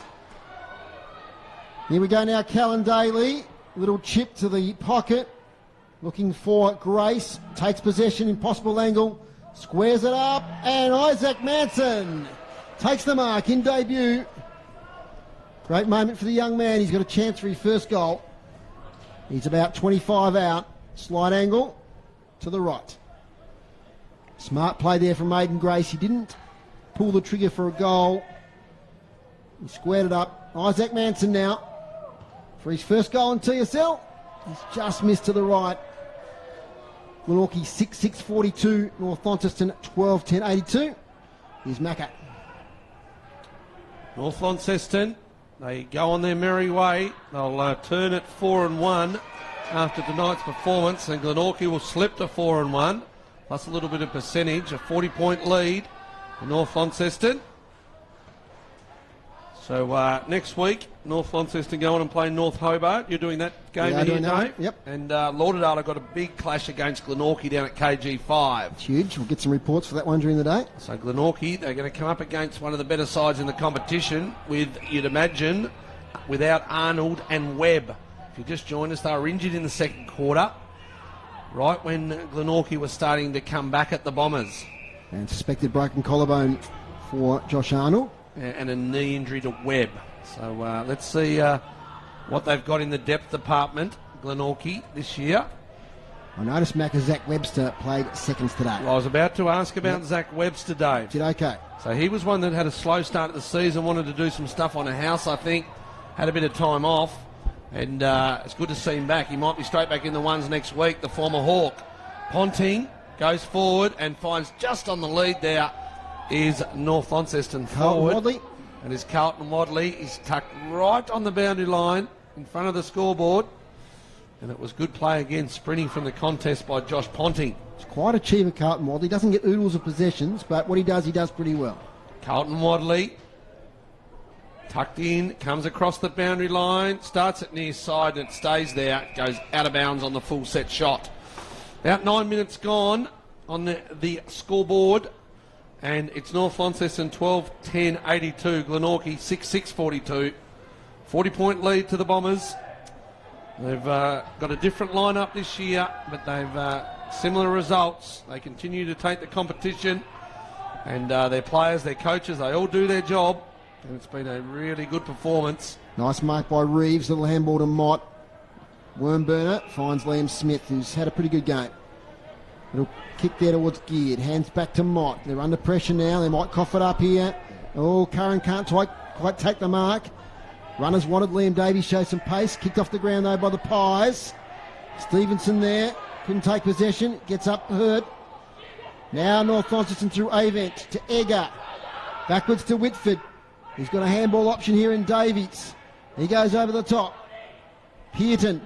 Back to Whitford. Tough one to take. Back up there from Rushton. They've still got it, North Launceston. Ringer Rosie does Wadley. Back to Egger. Egger now gets through, couple of tackles. 55 out, beautiful kick. Oh, the mark's taken by Bannister. No, it's not. Hit the deck. On the second grab, it hit the deck, as Macca said. Probably should have taken that mark. He got his fingertips to it. He 2 or 3 chances there coming inside 50 and just kicked it too high, and Bannister couldn't take the mark. So forward line stoppage, McCulloch. First game back for the Big Bambi. It's going to be another chance here for him. Plenty of minutes tonight for McCulloch. He's, what's he kicked? 1, McCulloch. He kicked 1 early. A bit of an assist there to Jack Rushton in that third quarter. That's right. Kicked 1 early in the second, and not a real lot else. Good tap out. Clear space in front. Ponting. Over the top. Curran. Back of the pack. Whitford. Snaps. Right side. Misses. Oh, he's had 3 or 4 opportunities, Taylor Whitford, to kick goal of the night. And he kicked 1 left side, and he could have butted it up. He's probably got the goal of the night, Whitford. Could have had 4 nominees. Glenorchy, Daly, centre square. A little pocket rocket. Comes out here, finds Banks Smith. Banks Smith needs a shepherd. Didn't get it. Comes down the line. Putting up the jukes as Duffy. There's the one, C-Foz. I want to see him clunk that, the big fella.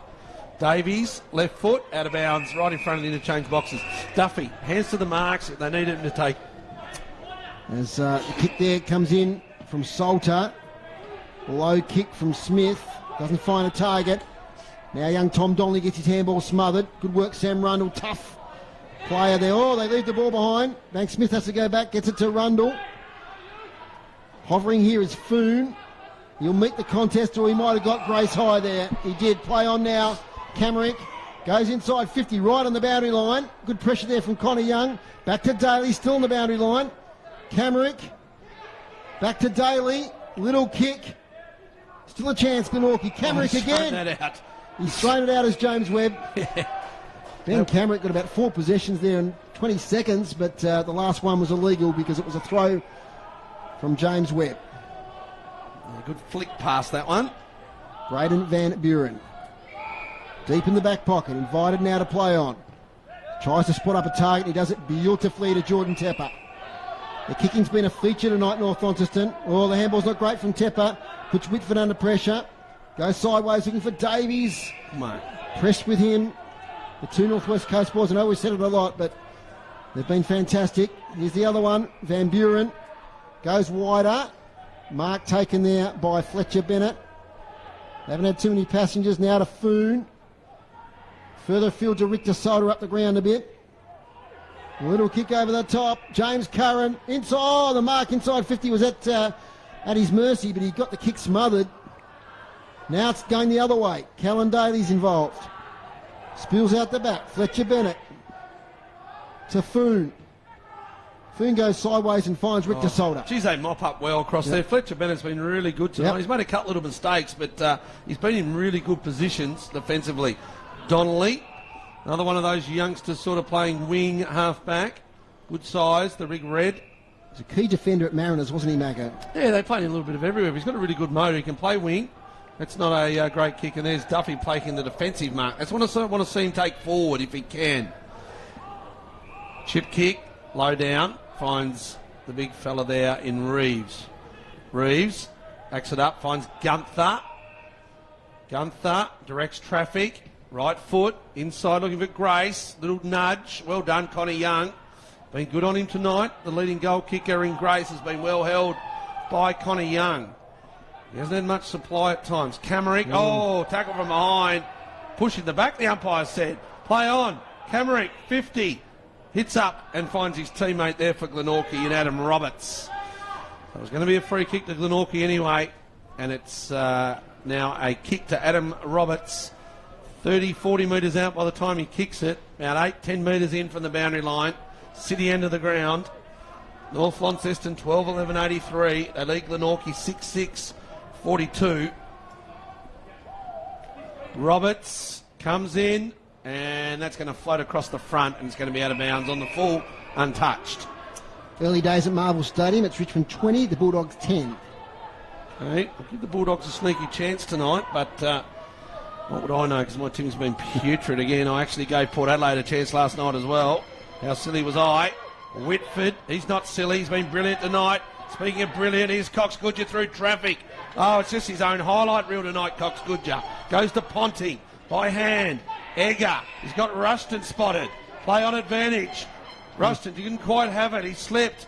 Bannister, get out of my way, says Wadley. Wadley cops one. Bannister, long and deep. Here's Tepper. Hands up, can't take it. Donnelly there. Rushton, the two Reds. Tepper gets it back. Here's Rushton by hands. McCulloch, Tepper, left foot snap, caught, holding the footy. Well done, Glenorchy, and Camerick takes it away. Yours, Dave Moore. Draw a breath there, Macca. As Camerick kicks it out of defence. Finds Reeves. That's 3 marks this quarter for the big fella. He's tried hard tonight. Gets it out now to John Geard. He flicks around Foon.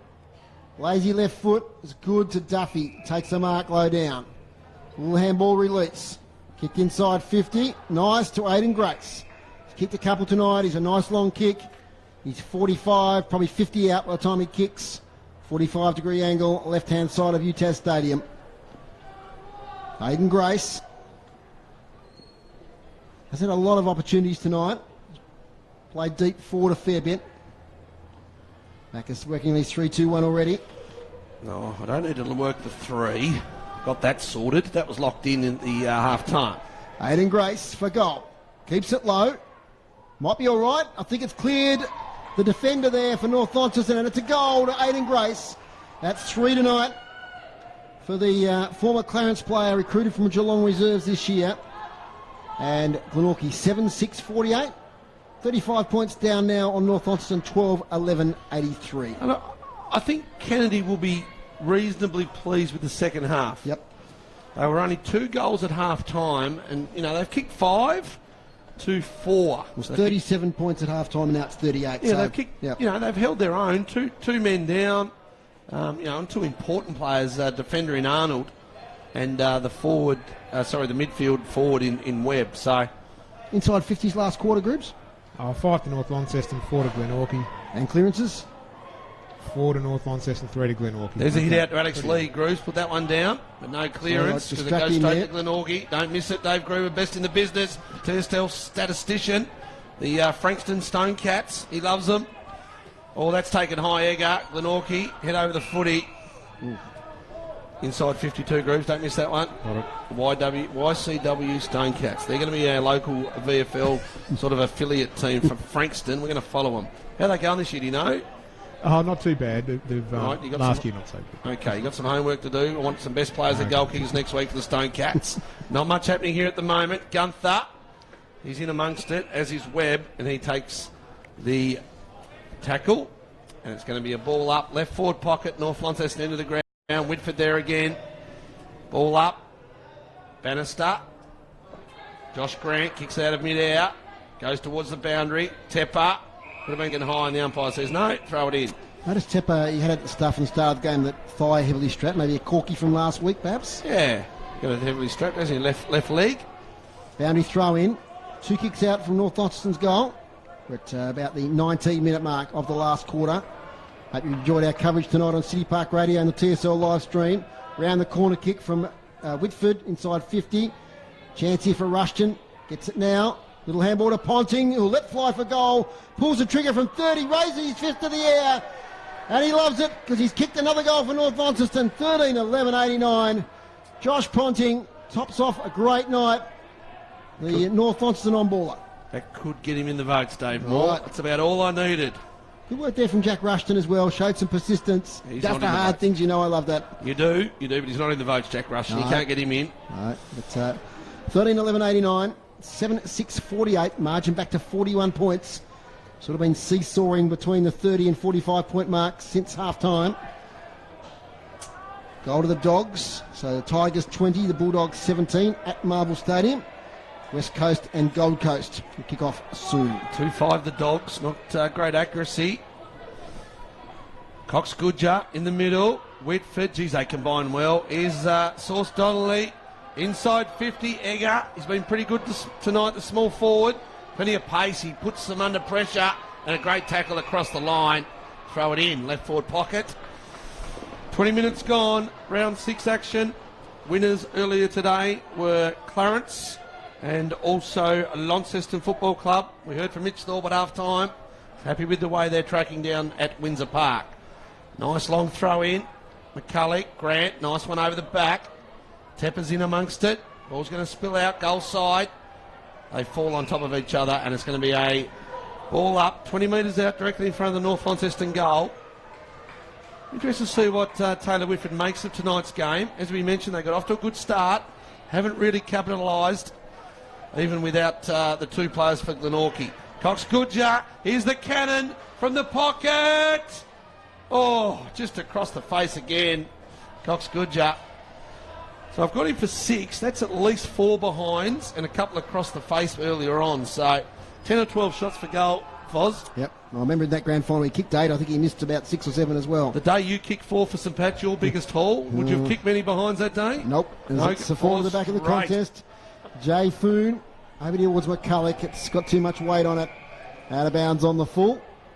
Well, Seagulls are hovering in the nighttime atmosphere here at UTAS Stadium. Beautiful sight. Lights glistening in the distance in the eastern suburbs.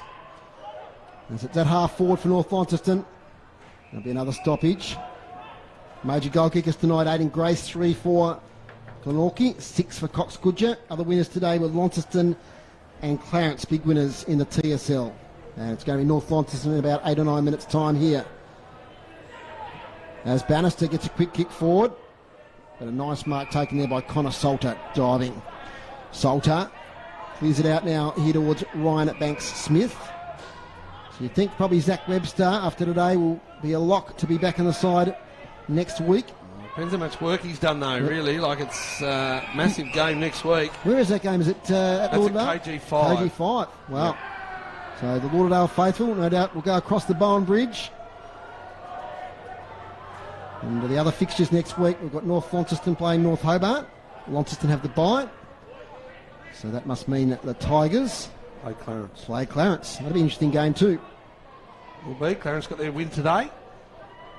Knocked down by Grant, who's doing a bit of ruck work at the moment. Geards tackled. Gets the one arm held to be penalised. Didn't release. And a free kick to Josh Ponting. The old firm tonight of Cox, Goodger and Ponting. Yes, Macca? Yeah, so it was Clarence 111 defeating North Hobart 39. Jake Cox 4 goals. Jack Preshaw best on. Fantastic. He's a good young player. We saw him here in round 2. Oh, that's a good tackle there on Foon. It'll be Grace again. He's waiting for players to flood into the attacking 50. Now he's got options. He goes short to Daly. Bit outsized there by Van Buren. Falls to the front. Richter Solder. Back to Ponting. Richter Solder gets met heavily. Over the top now to Lee. Lee might cough it up here in a turnover. Mark not taken by McKnight. Dakota Bannister fighting hard. Picked up by Camerick. Out of bounds. 23 and a half minutes gone. 13-12-90, 7-6-48. Macca? Poor old Callan Daly. Glenorchy need to realise that he's not 6.5 foot tall. They just keep kicking above his head all the time. If they can hit him on the chest, he actually had his opponent on the rope there. He could have taken the mark. Bit too much elevation in the pass. Downey throw in, slightly attacking side of the wing. Grant feeds the on ball there in Rundle. Kicks blindly, knocked out of bounds in front of the interchange area. In front of our boundary riders there, have done a fantastic job today. Thanks very much to Warney and Chris Sayer. Hopefully we've got a grab with Taylor Whitford. Or somebody else after the game. We'll see how we go.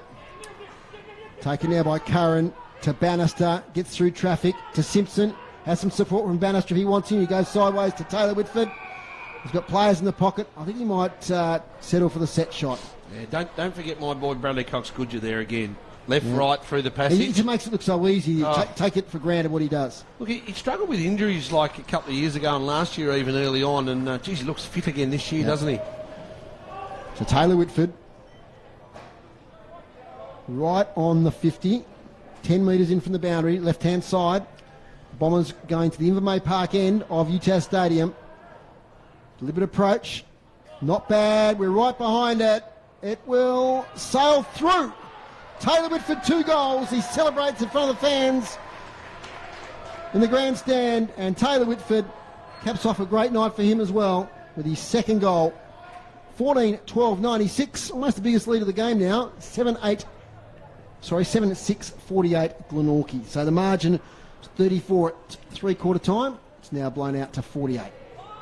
Macca. great movement once again, and Cox Goodyear influential as well. Yeah, he got the centre clear, the ball up clearance there straight away, and then gave the hands to Bannister, who then found Whitford. It was a good decision too. He's going to go over the top, and he realised he was going to kick it in the man on the mark, so he took the shot, and he's kicked 2. I reckon he's kicked 2-4 tonight, Taylor Whitford. Very influential forward and in the centre when he needs to be. Glenorchy, they've travelled up the highway. They're going to go home not winning this game, but they've taken a little bit from it, especially in this second half, without the two injured players. And they've still got enough talent, as Dave said, Zach Webster to come back at some stage. Bit of work to do. Duffy, Rundle, left foot, kicks it into Ponting. Davies, in and under, taken in the tackle, sits upon it, the umpire's circling. He says, I'm going to call that holding the footy, and it's going to be a free kick to John Geard. Hasn't been the worst tonight. No, John Geard tried hard, in good form, of course, as we mentioned, the Anzac medal, down there at KG5 on Anzac Day. Up and over the top is Duffy, 1-2, can't clunk it. North Launceston take the ball 20 metres out in front, and it's going to be a ball up. So we're dying down, about 26 and a half minutes gone. North Launceston are going to take this one out. They've doubled the score of Glenorchy, 48-96. Taken in the tackle, good tackle, not rewarded. Rushton, hands, in fact it was Ponting. Tackle from behind, umpire says, and Dave Moore disagree, because he said holding the footy. Umpire disagrees and it comes back in, 20 metres out, Glenorchy's goal. There it is. And there's the final siren. So the last quarter went 27 and a half minutes. North Launceston 14-12-96 to Glenorchy 7-6-48. They set it up early, North Launceston, although at quarter time they really didn't hit the scoreboard. They were 2-6. But then in the second quarter they kicked the 6 goals, one that they needed in the first, and they were well in front at half time. To Glenorchy's credit, they came back in the last half and didn't give up, but they were just overpowered. And they were overpowered by the cannon of the left boot of Bradley Cox Goodyear. He's kicked 6 for the night to be the leading goal kicker on the ground, 5 in the first half. Taylor Whitford finished with 2. Jordan Tepper, Josh Ponting, Bart McCulloch, Jack Rushton, Ben Elmer and James Curran all got 1 apiece. Aidan Grace had a really good contest with Connor Young. He ended with 3, did Aidan Grace, 1 in the second, 1 in the third and 1 in the fourth. Callan Daly kicked a goal, as did Sam Reeves, Ben Camerick and Jay Bowden. Just noticing Bart McCulloch came off the bench there, a bit of an ice on the knee. It's not getting too serious. Just be management, I'd imagine. Yep. And we see Braden Webb there on the crutches, so we wish him all the best and hope his knee injury is not as bad as we may have thought initially. And Josh Ponting there, showing some good sportsmanship. Just going up to Braden Webb. Just keeping an eye on Warney here, see if he can grab someone. As they're all shaking hands at the moment. So we'll get to him in a second. Might just go through a couple of team stats while we're waiting there, boys. And I'll cut across your groups if we get an interview. Yep, okay. Hit-outs for the match, so 49 to North Launceston, 29 to Glenorchy. Clearances even after all that, 33 apiece. Inside 50s, 45 to North Launceston, 32 to the Magpies. Marks inside 50, 13 to North Launceston, 11 to Glenorchy, and free kicks were 17 to North Launceston and 26 in the end to Glenorchy. Cheers, groups, and so a lot of those stats are interesting, and North Launceston convincing winners here tonight. As we can see, Warney now just approaching Cox Goodyear and Taylor Whitford. So it looks like we're just going to get it. Looks like Taylor Whitford's just going across to Braden Webb. It's great sportsmanship, as we said, in the TSL. And now across down to Warney, who's got Taylor Whitford. Yeah, thanks, Lates. Taylor, good win, mate. 8 goals. How did you see the game? Yeah, probably a little bit of a polar opposite last week. Lauderdale came out and we just didn't have the intent. We hadn't played a side like that. So for our guys' development this week, they understood what we had to train like, and we understood what Glenorchy was going to bring. So gave us a bit of an insight last week playing Lauderdale, and I thought they were super today in the contest and around. I thought we were nice and clean.